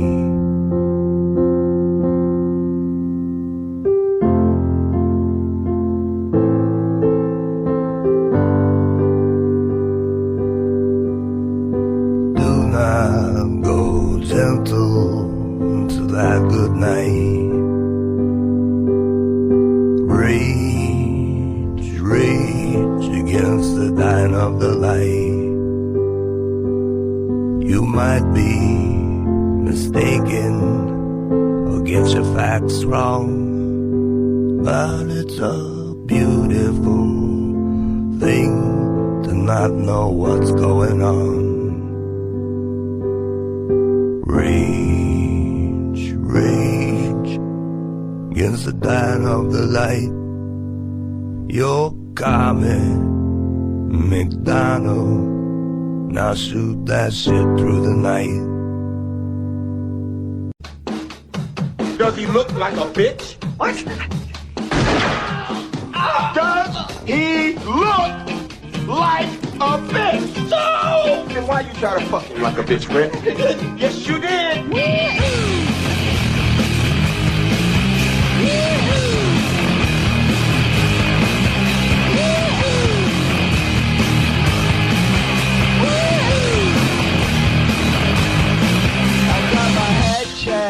It's the Ron and Fez Show. 866 Ron Zero Fez. 866 Ron Zero Fez. There's a piece in the newspaper yesterday. They're bringing back the old variety TV, which I can't even remember what the last variety TV show was on primetime. Was it in the 70s? I think it may be like Sonny and Cher. Yeah, I can't remember. Yeah. Didn't Jessica Simpson and her husband do like some fucking variety Christmas special? They tried that. Did not work out. They were going to do a number of variety specials. I think they did the Christmas special. I'm not sure they did another one after that. But this is coming back now. John Mayer supposedly has been signed and to start doing this as soon as January. Hit or miss, Fuzzy? This is going to be a miss. What is John Mayer trying to do? Become Variety Glenn Campbell? Variety special. Who? Glenn Campbell. I don't know him. It's going to water down his music. Water down his music? Have you heard his music? Well, it's going to take any credibility out of his music. The credibility of what? Daughters? The big hit song Daughters? And then it's also, he's not good enough to do the entertainment portion of it. Wow, you're rough on our old buddy. Yeah, well... Why are you mean to him? How do you know he's not good enough to do the entertainment special part of it? Here comes Earl. Earl, what's your feeling on this? I think he's going to do all right. I think it's going to be a big hit. It'll finally bring out the John Mayer, the musician. You know what I mean? Because it'll be like the Johnny Cash show where Johnny Cash did have a variety show, yeah. And he could sit down and be John Mayer, the musician, as well as the host, and kind of bring in cool people. He could sit in with them, show off his guitar playing. What do you think, Hicks? No. John Mayer just wants to be a comedian. We've all seen it. I mean, he puts out those terrible fucking viral videos or whatever. He tries to be funny. That's all he's trying to do. Why can't anyone give the guy the opportunity to see how the show's going to go before they bust it? What is wrong with trying something different on TV? And if it works, then we'll say it works. If it doesn't work, we'll say here's how to improve. But where's the anger come from out of you guys? I don't want him wasting my time with this. And what you know, his first show was Salute to Gay Marriage. I didn't know that. Yeah. What female guests is he going to get on? He's broken up with all of them. Yeah, but I mean, imagine him like teaming up, let's say, like with an Alicia Keys or... Boy, that'll be hard to imagine. Or a Mary J. She would fucking show up. She'll team up with anyone. You know, or Mary J. Blige, or imagine Mayer backing up Aretha Franklin. You know, that could be amazing. Yeah, he would have the opportunity to do this week after week. So bring in some comedians, bring in some singing people. I mean, we live in a fucking show with bad reality TV. Why not say people who come on that can actually play instruments and sing and do sketches? Why wouldn't that be a better show than watching to see whether a bunch of people are good enough to cook? I don't even understand it. One of you people is going to go on to be able to be cooking in a kitchen. Really? Because when I go to a restaurant, I don't even want to look at the fucking cook. If I'm sitting next to the kitchen, I feel like I got a bad seat. Now I want to go home on my fucking TV and watch people dice onions? If you're so interested, why aren't you sitting in the kitchen when your wife is fucking cooking at night? Honey, what exactly did you put into that? Cilantro? Yet, if it's on TV, you motherfuckers act like it's entertainment. I just keep picturing John Mayer doing his Borat impression. MJ, you're on Ron and Fez. MJ. Here is Rick. Rick, you're on Ron and Fez. Hey, brothers. Yeah. Dana Carvey had a variety hour show You're in right. the 90s, I believe. Yeah, Where in the beginning of the show, every advertiser was a dancer, like 7-Up. They came out dancing, like the bottle. Yeah, it didn't last long, but he had like the Mr. Show guys were on that show. He had all kinds of great writers, and people just didn't hook up with it. Yeah, this is just opportunity. And again, you can bring on people that you would never see on, let's say, Leno or any of these talk shows. You now seem like you're the world's biggest fan of this show, even without even hearing about it. No, I love when a musician gets a chance to be just a musician and do like and spread it out and really put it on a TV format because it's never on TV anymore. But don't you hope that he ends every show singing Daughters like that become his things? And remember, until next week, fathers be good. Thank you for coming, everybody. Just keep coming back with that. Fred from Brooklyn, come on in here, buddy. I'm calling Fred from Brooklyn in off the bench. Fred is back from Mexico. It's good to see you, my friend. Hola. Yeah. Hola, nice beard. Well, I'm in a Battle of the Beards competition. Whoa. Right off. All right. Now, Fred is handing me some stuff. Hand rolled by a Mexican guy in a poncho from Cuban tobacco. I'll smoke this one today. I'm not going to even wait on this. Fred has a tendency, Fuzzy, not to pay attention to every law that they have about what products can and cannot come back into the United States. I skip out on a few. I do. How was the herb down there? Shit. Was it really? I couldn't Mexican headache weed? You know what? I went on one side of the island as soon as I got there, got a sealed bag, like heat-sealed bag. Yeah. Ran out a couple of days later. I said, let me try the other side. Exact same weed in the exact same sealed bag. Tourist traps. Somebody's got the distribution network going in Cancun, kidding. and it's shit. Here's Mark. Mark, you're on Ron and Fez. Hey, Two-Face Fezzy, I gotta call you out. When John Mayer was in the studio, you were all like, thank you for coming in. I love you. I don't remember talking to him like that. I got to agree there. I have a tendency that when people come onto our show, A, I root for them, but and then B, I'm certainly going to give any entertainer the break to see whether or not their show is good. Why would I decide whether a show is going to stink or be good before they do it? I'm just thinking about his comedy stylings, and I'm being honest. What comedy stylings has he screwed up with? He does seem like Tom Smothers without dick. I mean, he's he definitely got dick. Yeah, well, he's fucking Jennifer anyway. But he just seems like he has that same dry humor that needs somebody to give him a push. You know, even when he called, he just didn't. I never felt he got the humor. Yeah, but at least he was trying. I give him credit for that. Yeah, you know, okay. I mean, fucking Jay Moore doesn't get us, but God bless him. I want his show to do well. Well, he By the tried way, until his album hit anyway. Let's everybody, and then he's like, fuck it, I am doing well. But I don't hold that against the guy. What is he supposed to do? Moving every right morning? along. Yeah, every morning fucking get up and call me? I don't care. Here is Mark. Mark, you're on Ron and Fez. Hey, Ron, it was on TV last night that Rosie O'Donnell just signed a deal for a variety show, too. Well, let me guess, Fez. You give her all the breaks in the world, right? I think this one is going to be a hit. Rosie knows how to entertain. This is going to be Broadway music. I think it lends itself more to a variety show. By the way, have you ever heard her sing Broadway? Because I have. She's not... let's say this. She sings with all of her heart, but what about her throat and her lungs? That's what she needs to work on. It's that same voice. She just no kind of matter what shouts. she does. I'm excited about this hand rolled here. Yeah, that was a beauty, This man. looks like a blunt. That's what attracted me to it. He picked the style and everything, and which tobacco. Handmade, brother. God bless you. Yeah, he was So, a good you little enjoy guy. the Cancun? Can't say enough. I'll go back. Is that right? Absolutely. Yeah, I'll go back. Not, every building looks like a casino, but there's no casinos on the whole island. See how we get to me. Really? Yeah, I gotta feel like I can leave a lucky winner. Are you a water guy? You like being in the water? I got hairy back problems too, so I tend to go in Sing with my it, shirt sister. on. Yeah, I tend to go in with my shirt on, but I watch my wife, which is good. So that's nice. and I also just See, take I go in photos. with my shirt on, but the water presses up against Me my too, chubby yeah. body, and you can see the hair Now you gotta outline wear- all through the white T-shirt. See, I'm worse. I wear a black shirt. Oh. You're wearing a white shirt. It is.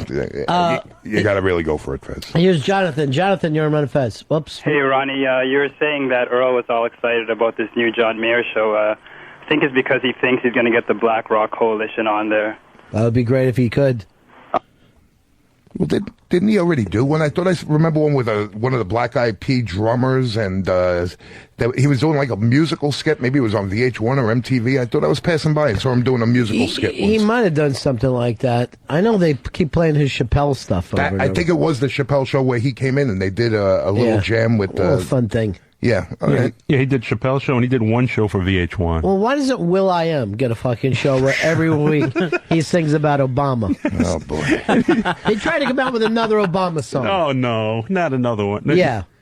And he also does, he's always on Bill Maher's show, too. And I was like, when did he become a political pundit? I was gone for that, Will.i.am. man. I was gone for that. I didn't even hear anything. And the first thing when we made it to the news, there's Will.i.am, and I said, "This is what emerges out of the whole fucking election after 2 years of campaigning." That's just been Will.i.am elected. is on every channel. What was Will.i.am's Holy shit. big song? Yes, we did. Or something? Yes, we can. No, but then he did the second one the day after the election. I didn't know he did. Yeah, he's just constantly fucking doing these. Stop beating the Everything horse. in 3 syllables.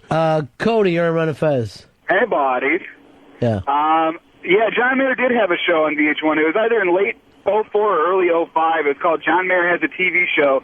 And the other musician on that show with him, it was just the pilot, never got picked up, was Trick Daddy. And the Chappelle Show skit was with Questlove from, it was with Questlove. Wow, you know more about John Mayer than any man comfortably should. How big's his cock? Yeah. Here is... Thanks, Fred. Here's Walker. You're on Ron and Looking Fez. out for you, buddy. Kick caller 1229. Hi, buddy. Hey, I'm really looking forward to see the unveiling of the new variety show. That's definitely going to be a hit. It's called the Buffalo Back Variety Show. I'm not doing any sort of Wild West Buffalo Back show. Buffalo Back, won't you come out tonight? Come out tonight. Come out tonight. Hey, everybody, it's me, Fez Wadley. Buffalo Back, won't you come out tonight? Just the fucking people are buying now. They start to buy these Buffalo Backs, just these big hairy backpacks that they can wear around. No. That would be awful. I don't want to be known for having a buffalo back. Since you got the beard contest going on right now, do you want to do a back hair contest against, people, and then you could try to become the champ at that I'd blow him away. My back blows his away without seeing it. I don't even want to go there. You think? Wow. Absolutely. I mean, I got no problem. I have swirls of back hair. All right. I'm asking you to stop. You know how, You know what? I can put up with a lot of... When you said swirls of back hair, it was like... What are you doing, Earl? Dodge pills. Earl got so grossed out he almost threw out. What do you call that thing on your belly where the hair all Yours, braids? that would be called cunt. Treasure trail?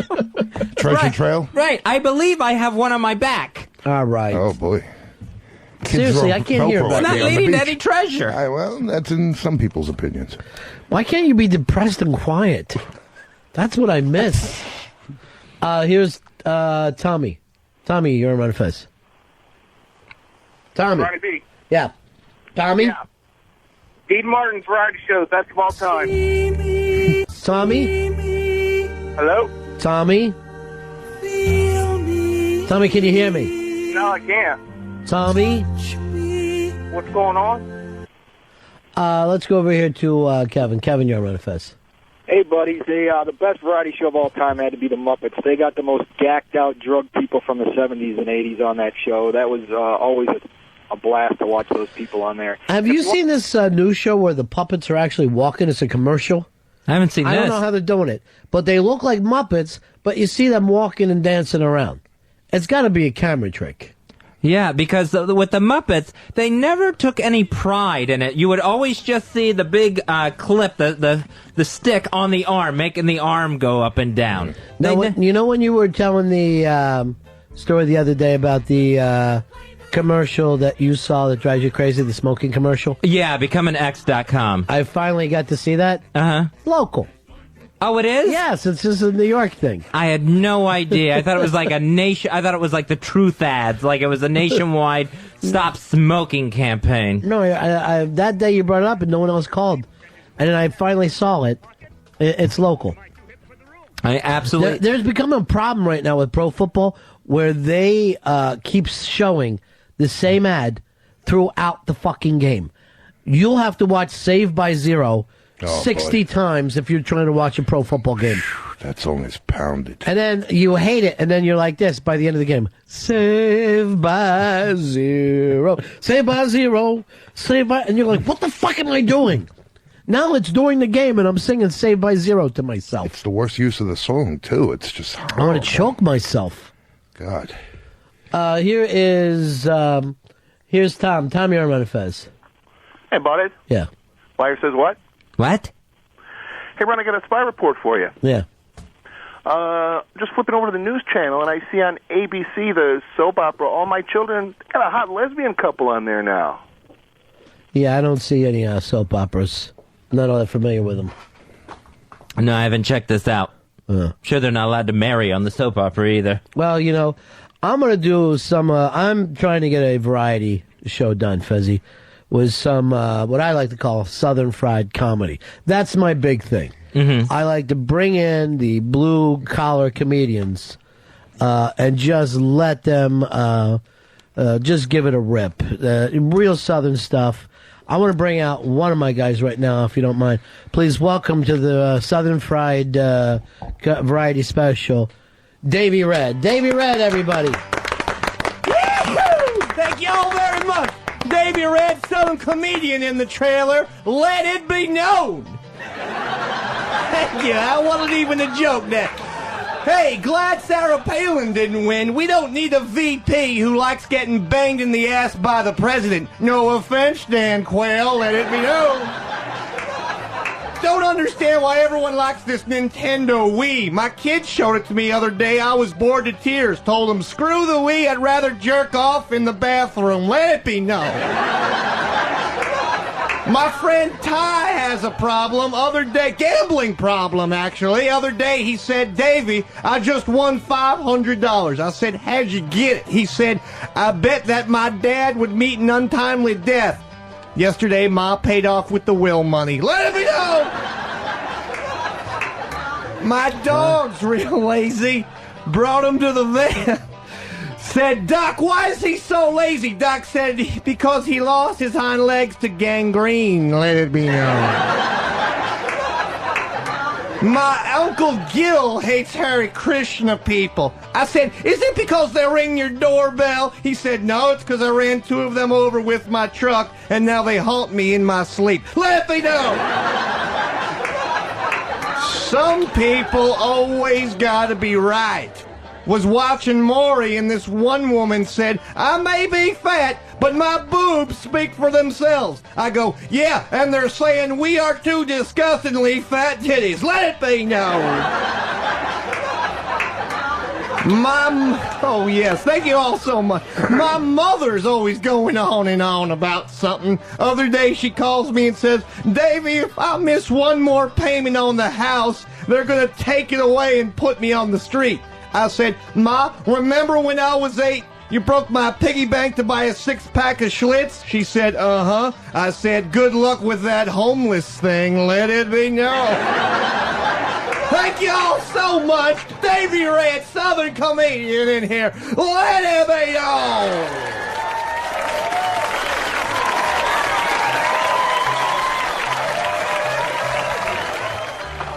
Yeah, I'm losing any sense of humor about that piece. I don't get Davey Red. Well, do you get any of the Southern comedians? No. And with that one, I didn't get the dog joke, the jerk-off joke, or the titties joke. That's the point. That is the point. Those Southern comedians just have a strange style. Yeah, they do. I mean... here's our old friend, Stryker. Tick holder 7898. Hey, buddy, what's happening? Whoa. Hey, I'm looking forward to the new reality show called the Nigerian Prince of Africa show starring Bajibi and Sheepy. I would not mind seeing that show. Bajibi should get the opportunity to get out there. And they have the perfect theme song for Bajibi, the theme song that all the kids like. G-Man, you're on Ron and Fez. Yeah, one thing that's a classic that I like is Earl's slave name, Bujibi. Bajibi, what do you think of the noise? Bajibi. Huh? My name is not Bajibi. Mm-hmm. It is now. I thought that's what people were calling you. Oh, my friends, amazing, true. I have here for your pleasure a lemon jambu.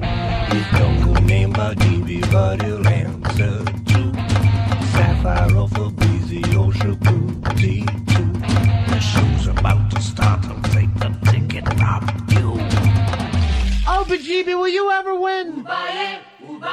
Down in the valley of the serpents of lies, long before I found him, I was certain. Oh, my GB, I'll leave the jungle bare with the machete to the fire, burn the jungle down till the desert. Oh, my GB, then the GB came flying through the flying berries, my crackers up the tower, load him. GB, what did you see?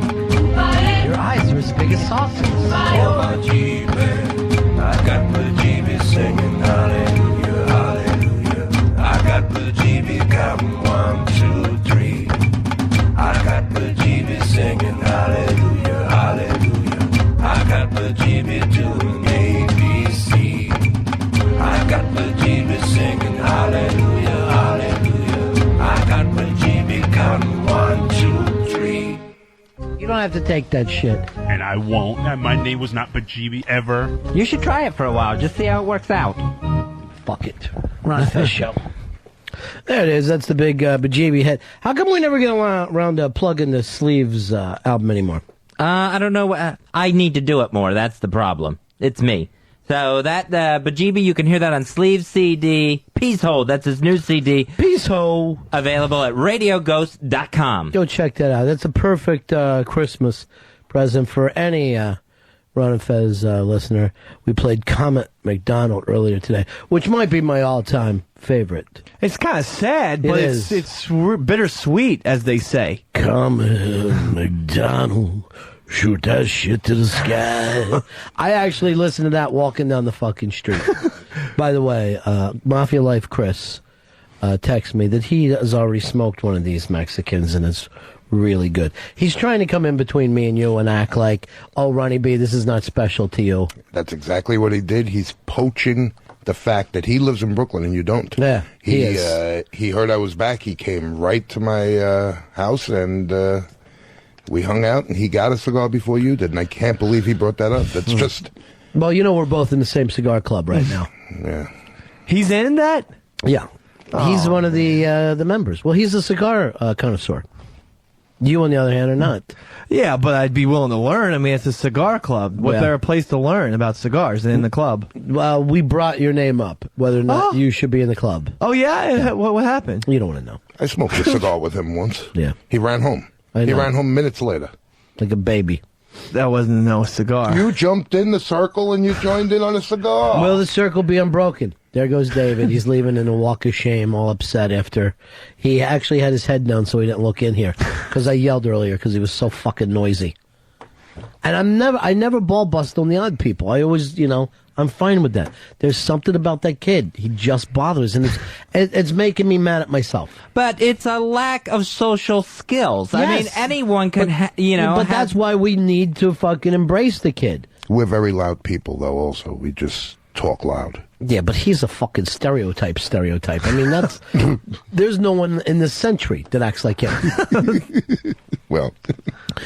bring Franklin in. Franklin from Brooklyn has always been looking for his opportunity. Walked in like Franklin Hollywood. Yeah. He had a scarf around his neck and everything. Oh, is that right? Oh, yeah. Franklin Hollywood. Yeah, it's a little rainy and cold outside. You don't want to catch more of a cold. How's your disease doing? Because something's all right, desperately wrong with you. No, there's nothing wrong with me. The last time I saw weight loss like this, is before Fez's heart attack. Well, yeah, it's true. I'm hoping to not follow in Fez's footsteps. McDonald, shoot that shit to the sky. Beautiful song. Rage. It really is. A lot of emotion. By the way, sorry that Fez ruined your fucking football game last night. Fez is not a regular guy. Yeah, that was very guy. funny. I apologize. I forgot what was going on in the world. It's all right. It's just that Ron was teasing me at the end of the game because I was 10 minutes off. So he's just like, oh, what a play. I'm like, oh, no. No, I actually said that to you when I thought you were a normal person. Because I would have to fast forward to catch myself up. I cannot know that a game is over and I'm sitting like an idiot, hoping and wishing and praying. I would have to watch. I don't know why you put it on hold. Why I can't had you- to pause it. I couldn't let it go All right, by. here's what I do. Mhm. Fezzy, ring, and I answer the phone, and you want something, right? Hi, Ron. Game's on. Click, and I hang back up. Ron? I'm not. Seriously, I do that with everybody. Yeah. If I'm doing something, I don't know why people act like they're not. I got to work my way up to that comfort level. I definitely have to hang up more often. You're on Fez? Yeah, I didn't feel it would be very respectful to hang up. Rage against the night. So you wanted to hang up on him. You just were afraid to. I didn't think it was going to be a long message because Fez is a football fan himself, or that's what I thought. But we it all did had last a different little thoughts about longer what than I Fez is. thought. Usually I am. It just slipped my mind last night. Well, you used to be a Bucks fan. I'm still a Bucks fan. You don't watch the games anymore. No, but I don't get them on my television set in New York City. Get DirecTV. Why don't you do this? Why don't you and I go to a game on Sunday? We'll watch the game. I have plans on Sunday. What? Yeah, I have some plans with some folks on Sunday. Who? No one you know. Dave doesn't know him? I'll No, say this. None of you guys know these people. I'll say this. I know where he goes, Dave. Oh. So if you would ever want to do a crash with me, we could show up there. Oh, I'd love to. No. You know, sometimes Sunday. I hit Was this right? Yeah. That was right? Yeah. Yeah, you know where I go. And I just meet some people. Well, you didn't tell me the name. You told No. me about it. Right. And then I Googled. Where? It's not Uptown. Don't worry about that. No, just hang out with some folks. Can I So come? I'm sorry, I would love to, but I have plans on Sunday, Ronnie. Maybe Davey and I will drop by there. Check out the big game. We mind it. No. Hey, everybody. I just want to see what the guys are doing. Hey, everybody. We're friends of Pheasants. No, I wouldn't want to put you out. Wouldn't be put out at all. No. I'd like to see what's going on. No, that's all right. Don't worry about it. It'd be fun meeting these people. Yeah. Be fun mocking. You know how ball busting me and Dave are. Yeah, you know. I don't know if these people are up for that. Here's a very good friend, the Daily Leader. Hello, Leader. Hello. Yeah. Todd Hillier says what? What? I think Fez and Franklin should get their own variety show called The Crying Little Bitches Show. Now, this is from Daily Leader, who, after the Mafia Life party... Mafia? ...was crying to me because he thought I didn't like him. And he calls up and calls me and Franklin criers. Yeah, I find it So what very do you like easy. to say to him? You're the crier. Good one. Gentle Fez, please. So, and I know the next time I see him out, I will get the same weepy, come on, Fez, please, come on. Come on. Now, Dave's wife said you should tell people when there is weed in a cigar and that Dave was dosed. He did not know. You didn't know that you were smoking weed? No, I thought we were just sharing a cigar, You're a pussy. guys.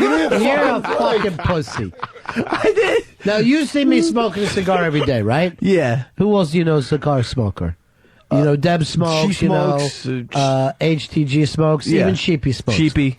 Have you ever seen any of us pass a cigar back and forth? No. Have you ever seen guys pass a cigarette back and forth? Only one fucking weed is shared. Right. And it isn't tobacco. Yeah, well. That Monday, he said he can inhale a regular cigar. He thought we were inhaling, and then he went in the back room, and he nearly puked out the window trying to inhale a cigar. That was rough. That was rough for that. We're inhaling it. Well, And it was Fred. Yeah. This doesn't even look like a cigar. He could be doing a cigar. Who knows? Yeah. Listen. And the cigars. I know. Dave's wife said he had Dave light it. Wrong. I light every blunt I roll. But nice to have a defender there. Here's what else fucking kills me. You fucking no-head motherfucker. Crazed got fucking buzzed. That's right. And maintained. And fucking maintained like a man. Listen, not only did he maintain, he didn't run home. And he was actually funny. I didn't run home. Yes, you did. Well, first of all, And 6 months later, we're still not whining about it. You fucking I didn't bring it up. weak-minded motherfucker. I didn't bring it up. Fred did. And I hadn't eaten anything and was drinking all day. That's why I got like extra fucked up. Crazed wasn't drinking that night. Of course he was. Crazed is the fucking guy, acting like a guy. You know, I had my doubts, but with Dave, I didn't have doubts for a second. I know, that's the problem. This is the pussy, and Sea-Dog is the real man. Big ups to Sea-Dog. Sea-Dog? That's what we call Crazed. Oh. Down in the hood. Fez made up that nickname for him, and I never got over it. I swear to God. Sea-Dog, what's up? He says, it was the funniest fucking moment of my life. He loves it. I'll be laying on my deathbed, and I'll be like this. Sea-Dog. It doesn't even make sense. The worst lip joint I've ever had passed back to me in my life. A little too wet. All over it? I had to give it a wipe on the jacket, bro. You got burned that shit. It was like fucking. It was like taking a hit off a Smurf that went up the ass of Crazy Jen yesterday. You got to start liking Crazy Jen in your fucking room. She's putting on a fucking proper two. She's more than welcome. Here is Rob. Rob, you're on Ron and Fez.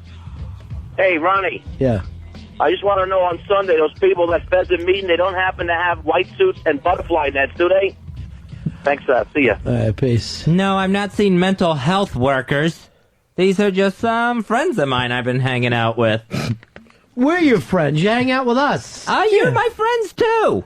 In all these years, you haven't met anyone else. Can me and my wife go? How come these new friends are so Your wife mysterious? Oh, really? Why are these new friends so mysterious? They're not mysterious. You just don't know them. Why haven't you introduced us? That's a very nice thing to do with your friends. Bring them all together. You could definitely fucking go, Franklin. Don't kid yourself. With the scarf.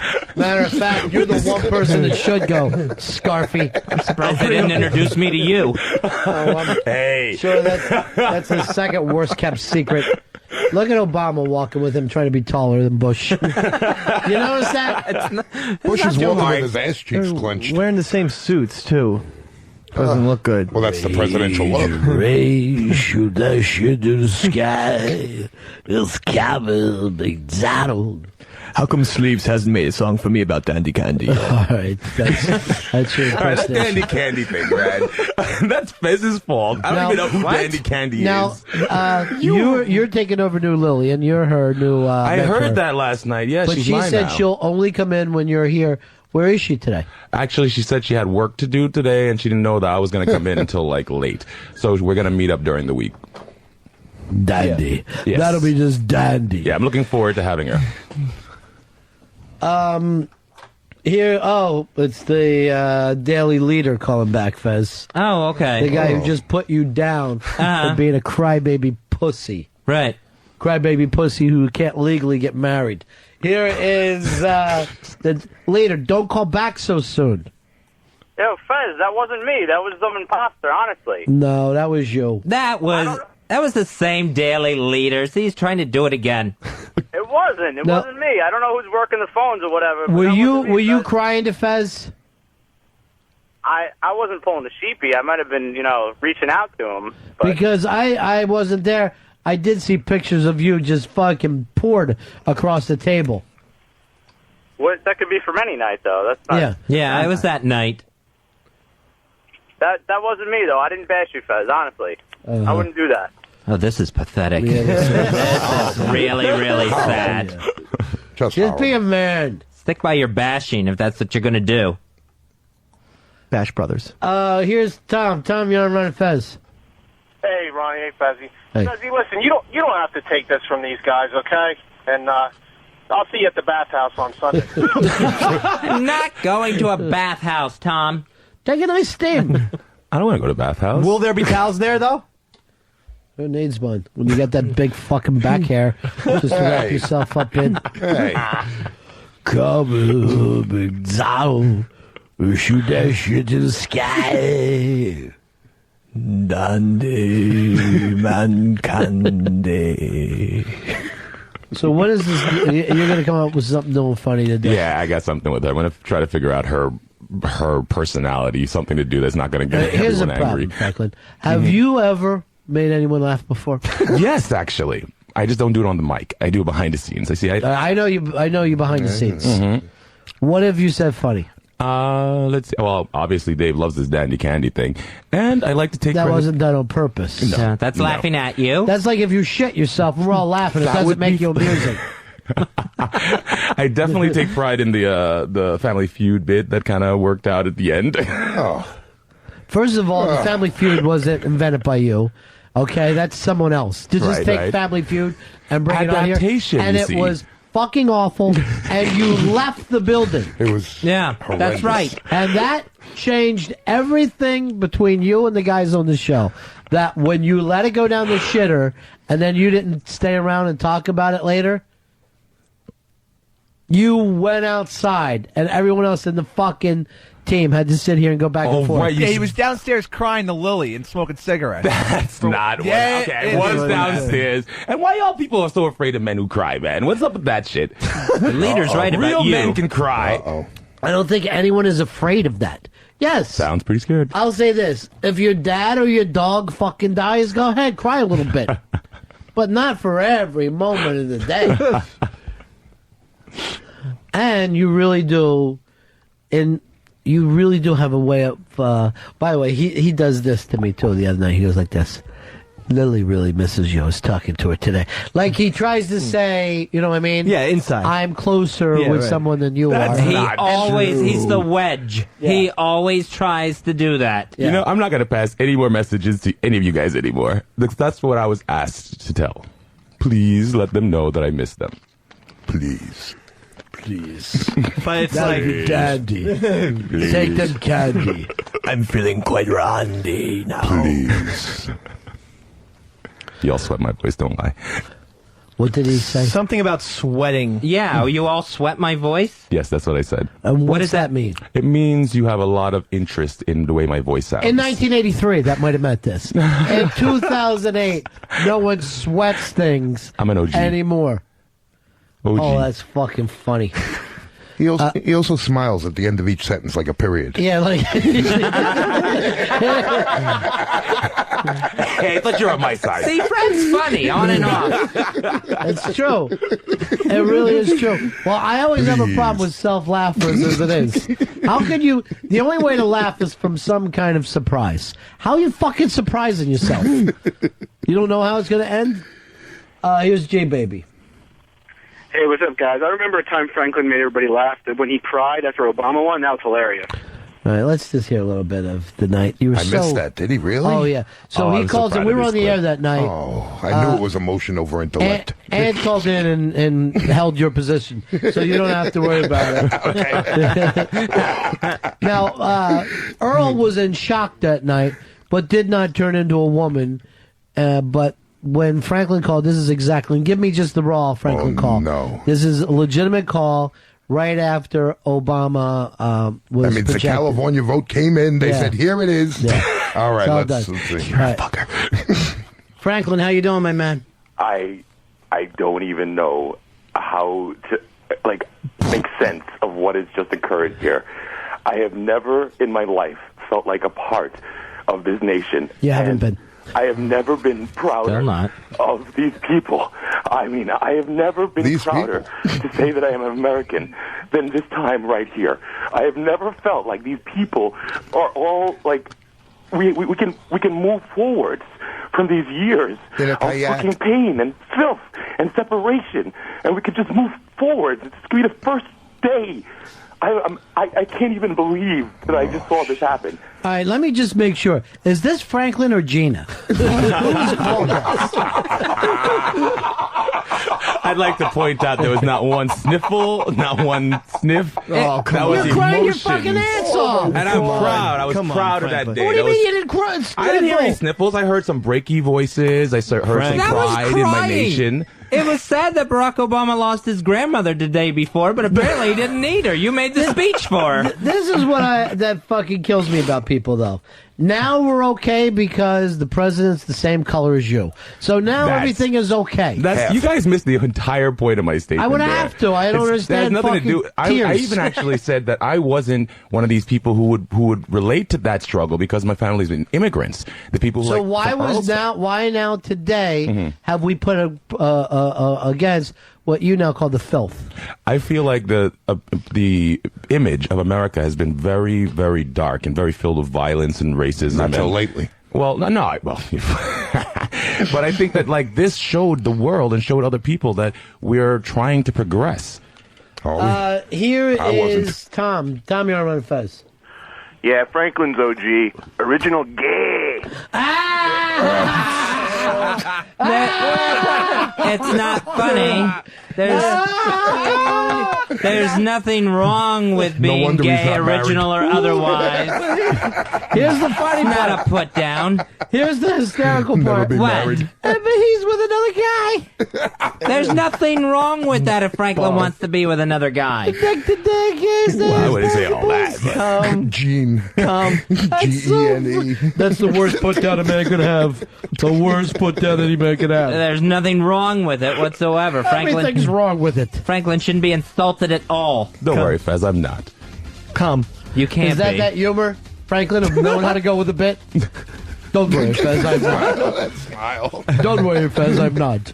Let me stop the bit cold. I know you guys have something going. Let me slam the brakes hard. Let me put. I see the bicycle going by. Let me put a stick in the spokes. I've put a stick in the show spokes. Eric, you're on Ron and Fez. Franklin sounds like a black George Takei. He's gay too. There's nothing wrong. Gays are a joke. There's nothing wrong with sounding like a gay American. Ow! Why hit me with stuff? Quit hitting me with stuff. There's nothing wrong. Put down. Making crazy faces. Stop pointing and laughing. Stop pointing and laughing. You're all wrong. There's nothing wrong with it. Shut up, all of you. Shut up. I was trying to turn my face into a circle where the circle laugh just keeps going around. There's nothing wrong with it. People are maniacs. Don't hit me with things, please. I'm asking. Come. No, not even that. I don't want to get hit with a dick. Ass lube. It's so amusing when someone's picked on besides me.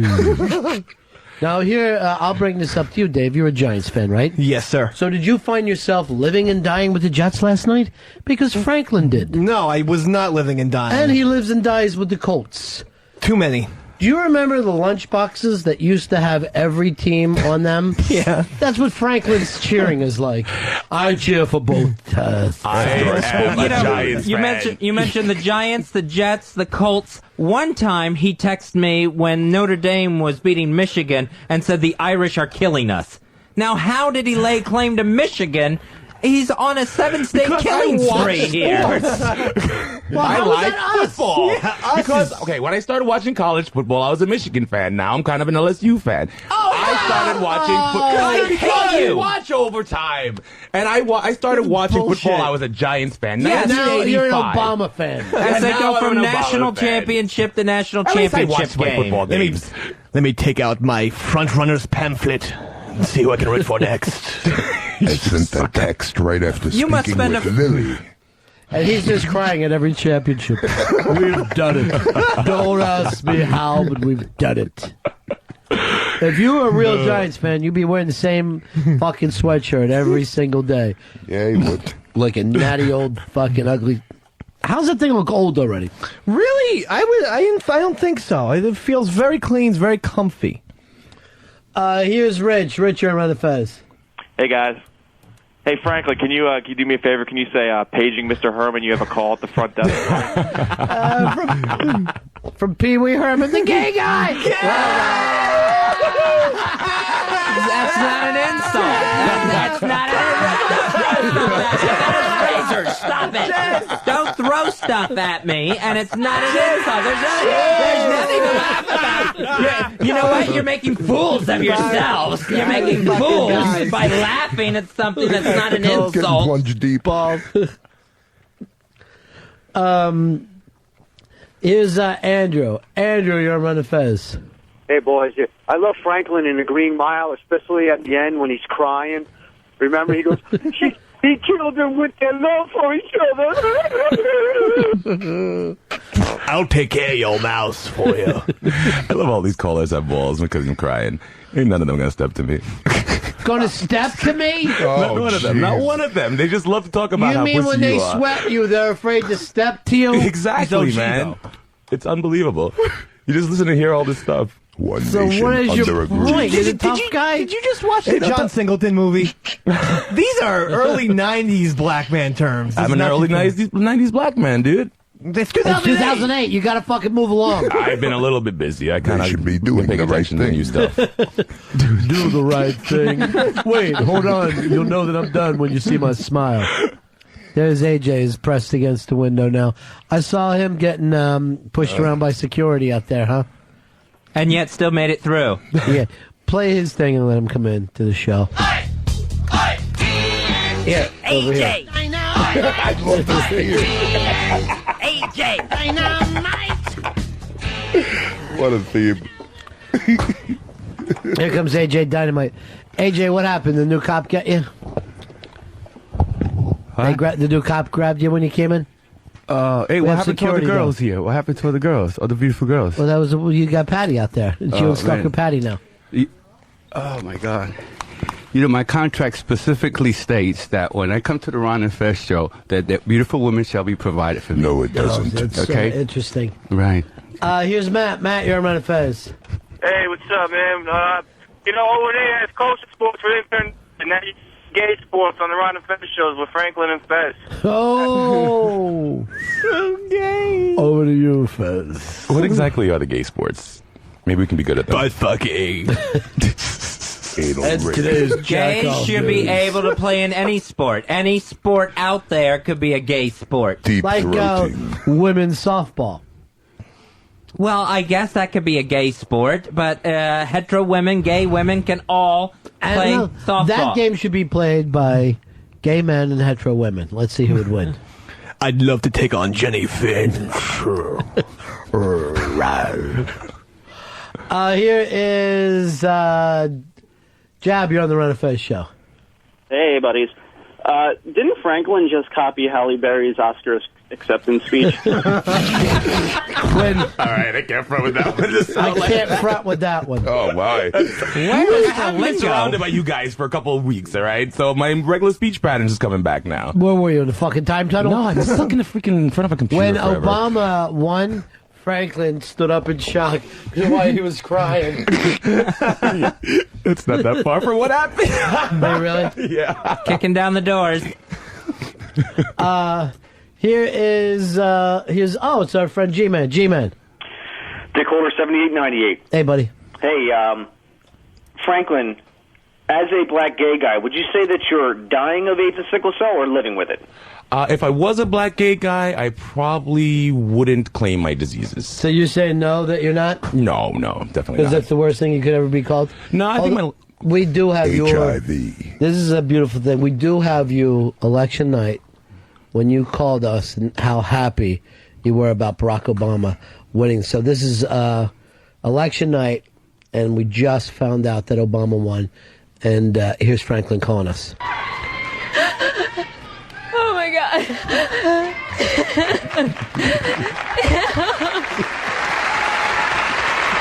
He was so happy that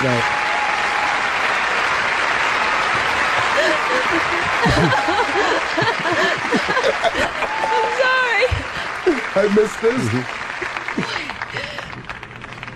This moment is so much bigger than me. This moment is for Dorothy Dandridge, Lena Horne, Diane Carroll. It's for the women that stand beside me, Jada Pinkett, Angela Bassett, Vivica Fox, and it's for every nameless, faceless woman of color that now has a chance because his door tonight has been opened. Congratulations, Franklin. My friends are so There's proud. a lot of people applauding for him. We got a packed Vivica house. Fox. There's one thing, Dorothy Dandridge, but Vivica Fox, you're out of your fucking mind now. You're running out of names, Franklin. Yeah. Dorothy Dandridge. Here is Bob. Bob, you're on Ron and Fez. Hey, guys, what's going on? Yeah. I wanted to find out Fez's excursions on Sunday, are they tied to his new gay marriage ramp? Here is James. James, you're on Ron and Fez. Go ahead, James. Go once. Yeah. Hey, I'd like to nominate Franklin for the Beanie Cup for bringing you that nice cigar. Well, Franklin did not bring me the nice cigar, but I will say today's Beanie Cup goes to a guy who's wanted it for a long time. He's never won before. Thank God. And he's been busting ass. Thank you. And this weekend, special delivery is making the scene. Yes, sir. The Beanie Cup goes to a person I think that we all are proud of. Yes. Fred from Brooklyn. Thank you. Bullshit. Why would you bring up the special delivery? You set me up. I'd just like to Hold on. Yeah. thank the Academy. Yeah, Franklin has something to say about Fred from Brooklyn winning the award. Oh my God. It's all right. Baby. Franklin. Come here. It's okay, baby.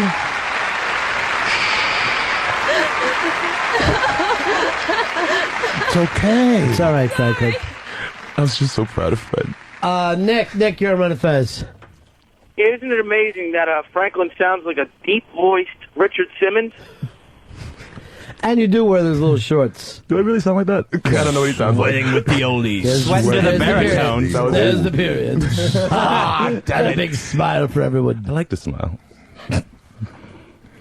Here is here's Big Joe. Big Joe, you're on Fez. Hey, guys. Franklin was really crying on election night because he realized Proposition 8 passed and he can't get married anymore. It's nothing to joke about. It's nothing to laugh about. That's a very serious thing. It's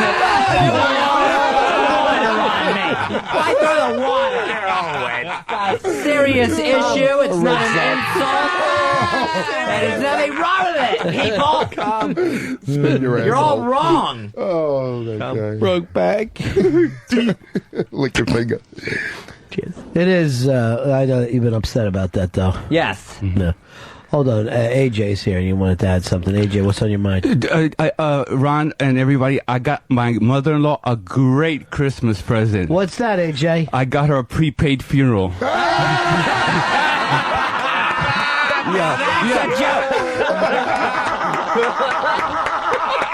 It's all true. All true. The mortician, right? The mortician asked me if I wanted to have her buried, embalmed, or cremated. I said, give me all three. I ain't taking no chances. That's dynamite. Yes, lady. That's fucking You can see great it this joke. week in Central Park. It's funny because it's true. Like, we don't like our mother-in-laws. Oh, God, AJ. He's got a million. You got a million of them. You heard about the gay midget? No. He came out the cupboard. I don't think that's appropriate. I don't think that's funny, AJ. I don't think this is the place or the forum. I don't agree. It's bad. It's wrong to be laughing. You're all showing your asses by laughing. If we showed our asses, you'd fuck us. I think you're a speech is what it is. Stop. Stop it, all of you. AJ's got so many good jokes. So wrong. AJ Dynamite. The last one stunk. Holy shit, AJ Here's our good friend, Hot Liz. Hey, Hot Liz. Hey, guys. Yeah. My 30th birthday. Wow. Again? Can you believe that? I remember the year you guys threw me that birthday party in NEW was my 23rd. It was 7 years Wow. ago. Happy birthday, Hot Liz. Thanks. So, yeah, so I'm getting old. Yeah. As Dave said it last time, we're going to have to start calling me Old Liz now. Yeah, he did say that. Never make it to Say Anthony's that. Not house. very nice. She wouldn't have when she was 23. No, yeah, she had a problem. Still a little too old. He All seems right, to love have you guys. calmed down a little bit, though, huh? Yeah, he found one. Oh, has he? God bless As far him. as I could tell. God bless Willie Mays. He's the best. AJ, anything on your mind, buddy? Yeah, David, I finally got it. I Love Lucy show. Oh, cool. Okay, so it's now the I Love Lucy show. Ricky. Okay, Lucy, you burned the beans. I understand. Lucy, you can't cook. Look, we just go out, okay? Don't worry about it. For real, Ricky? Yeah, Lucy. Yeah, it's okay. That was I Love Lucy show. Okay, ready, David? Go. I be Ricky, you be... I burnt the beans, Ricky. Ah, you burnt the habichuelas, Lucy. How dare you? Lucy, how many times I tell you, you don't know how to cook. Really, Ricky? Nice. Thank you. They both had Cuban accents. Gay coming out of the cupboard. I don't like that. Here's, it's our old friend, Mr. Butch. Hey, what's up, buddies? Hey, I just want to know who Franklin's going to freak on now. Star Jones or Oprah? What does that mean? You know how gay guys always marry black women. Oh, I probably have to pick Oprah. She's pretty rich. Here is somebody called Franklin on the phone. Franklin on the phone, go ahead. Yeah, hi, Ronnie. Yeah. I've never been so proud of the Ron and Fez show. AJ Dynamite's jokes just, it's beautiful. It's a beautiful thing. That's good. Thank you very much. Oh. Yeah, AJ, what's up? You're the Ed Sullivan of our time. I appreciate that. It means a lot to me. It means a lot to me. Hey, check out Unmasked this weekend with special guest Jimmy Norton. That's going to be 8 p.m. in the East, Saturday night on Raw Dog. That's Sirius 104 and XM 150, the new home of XM Comedy. Yeah, this is the first time that the Sirius, long-time Sirius subscribers will be hearing Unmasked. So we wanted to start them off with the Jimmy Norton, start them off right.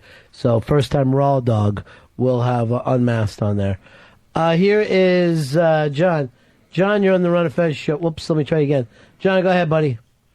Hey, Ronnie, after Sam and the Shit Thrower gets canceled on the Saturday Night Virus, they're going to replace it with the Crybaby and the Buffalo Back Homo show? Oh! I don't know who he's referring to. You and Franklin. Yeah, a homo is not a insult. So there.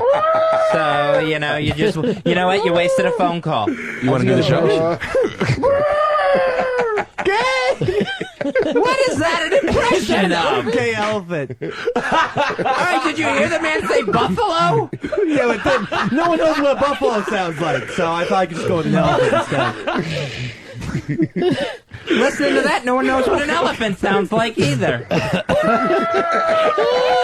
right, quit putting buffalo horns up. Stop it. Stop putting buffalo horns up. It's not funny. Don't get married. Look at this. So, David, how was your birthday bash? Oh, yeah. Back to you. About me. Yeah. Okay. Would you have a good time there? Did you go? He didn't go. No, I didn't go. He was another one. Yeah. Stay at home. You got more jokes, AJ? Basically, That's David, a good one. You look marvelous. That on impression. You look marvelous. Thank you very much. Right from the Saturday They Night should have Live had you on years. Saturday Night Live. Yeah. Well, I'm here, and this is Crystal the number stole one that show, shit. so I can't. I mean, I'm. Thank you. Yeah. Fernando. We're changing the face of, altering the face of comedy. Yeah, it's Excuse finally me. happening. It's finally happening, AJ. Mm-hmm. Yeah, the brick. Here is MJ. You're on Ron and Fez. Hey, Ronnie, what's up, man? Yeah. Hey, Franklin lost a lot of friends when they found out he was gay, but don't worry, he's got neighbors up the ass. What if he did? What if he did have neighbors up his ass? That would be his choice. And in America, you can make that choice. So what if he did? It's not a joke. It's not even funny. But if he did, that would make him gay. And there's nothing wrong with that. There's nothing wrong with that one bit. It's the worst thing someone could be. No, it's not. It's not? No, it's normal. It's fine. There's nothing wrong with a person being gay. Wow. Except for the whole dick in my ass thing. Ooh. Fez, you've taught us something today. Uh-huh. You know that our friends can be all different kinds of people, can't they? They definitely can, yes. Yeah, everyone doesn't have to be the same. Right. Like sometimes some of our friends are black and some of our friends are white and some of our friends speak English and some speak Spanish and some of our friends are married and some of our friends can't get married because they have dicks up their ass.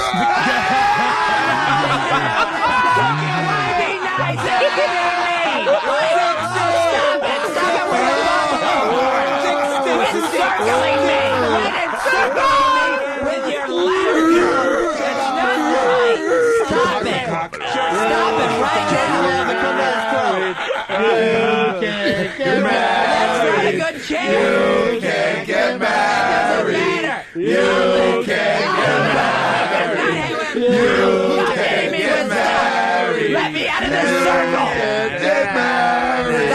It's not funny. Come. You Cup in the stink. belly button. Quit being a gay elephant. You know, Fez, Fred and I were talking about taking our wives out. Why don't you? Oh, that's right. You can't get married. Anyone should be able to get married. It's America. There's nothing wrong with it. There's nothing wrong. I come in the big puppy beard. Stop it, Fred. Cheers. Yes, AJ. So I wanted to say one thing, okay? Way I to really keep it feel going. great being back. Good And to have you back. and we're gonna have a raffle contest right next Thanksgiving. Yeah, we're talking We'll about win a date with AJ. Yeah. So all the girls out there, you know, you're going to be like almost like the dating game. And I will ask you bachelorette number 1. I will ask you questions, and the one I feel answered like kind of. Dave, would you be willing to put together 3 wonderful people Yes. to be part of this? Yes, so we're Maybe definitely. for the Thanksgiving show. Yes, that would be sensational. Yeah. Okay. I'll get together with you you never on bring that. this up, but you had to have a tendency to like the ladies. No, I like comedy. I like the challenge. I like that a woman, she gets, it's a challenge for her to be with you, to get me. Yeah. Yeah. So that'd be interesting. All right, that's very interesting. Sexiest man alive. That's Sexiest man alive. That's your bro. I have that people issue. Yeah. Oh, is it really? Maybe Brad Pitt. I'm not sure. Here is Purple guy. You're a Ron and Fez. Top Theory says what? What? Oh, jeez. I hate when that happens. Hey, Ronnie, is Franklin going to be the maid of honor at Buffalo Beck's big fat gay wedding? Honored. Big fat gay wedding. You know what? A gay wedding, it should be fine in this country. As long as it's still legal. I think it's great. It should be legalized. It should be fine. You There's can no get insult married. there. Would you ever be maid of honor? Me? I have a hard time with it. I'd have to really think about it. Oh, that's right. You told us you were religious and you were against I actually had a falling out with one of my lesbian friends like a few years back because of that, because I had a hard time trying to understand the gay marriage thing. But I mean, I think Fez really kind of convinced me this week. Of saying unless you agree with him, you couldn't come back on the show? Yeah. You're either pro gay marriage or you ain't coming back in here. I wasn't proposing to you. No, I'm not going to be the maid of honor. Franklin, I want to ask you a question. If I was gay, would you find me attractive? I'm sorry, brother. No. Okay. No, with all due respect to John Lovitz, that was one of his. Yeah, I know. Yeah. You would think that Franklin would learn to go with a bit. It's not going to happen. All this time. Let me stop what you're doing here.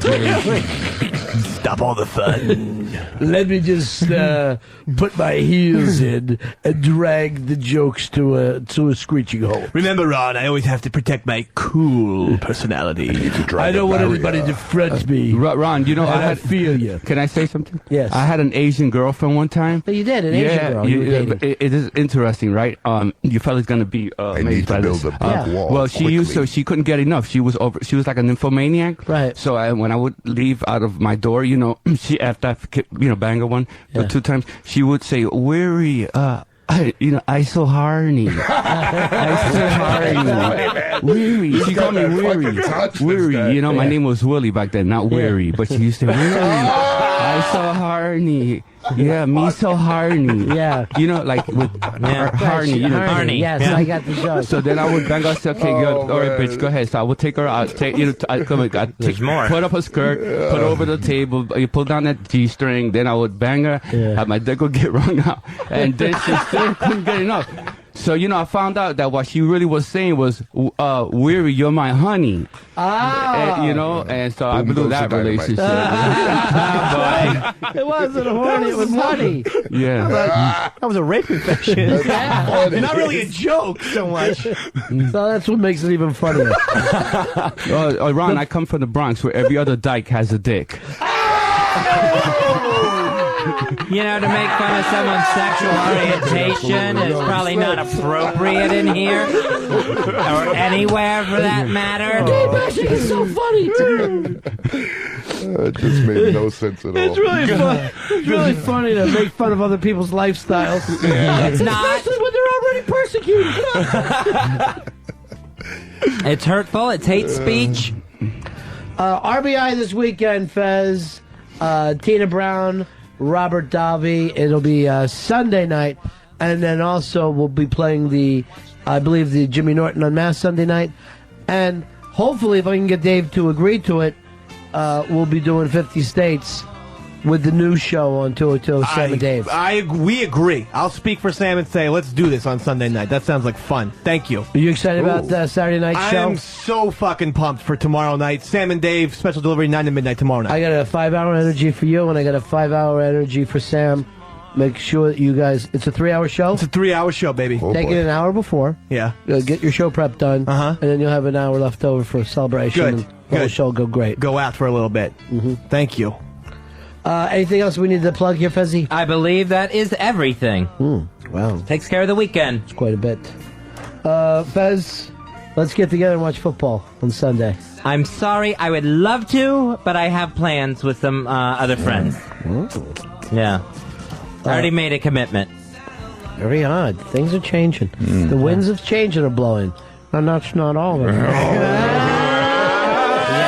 can hear that. And I know what you're insinuating. I can hear it. Right? And you don't need to be blunt. I will say this. Fezzy, after this week, very little depression, very little anxiety. Awful proud of you. Thank you very much. I appreciate that. I don't know what you're taking instead of medication, but whatever you're taking, it's worked.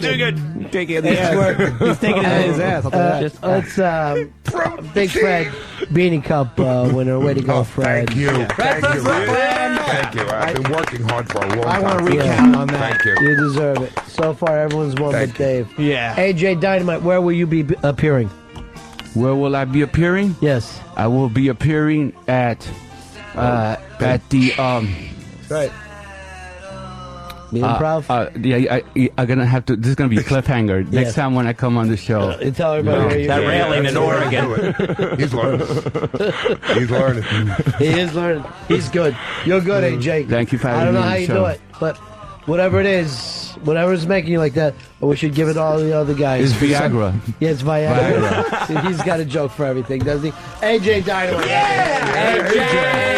AJ! One of my real big discoveries. I couldn't do it without you guys. Oh, yeah.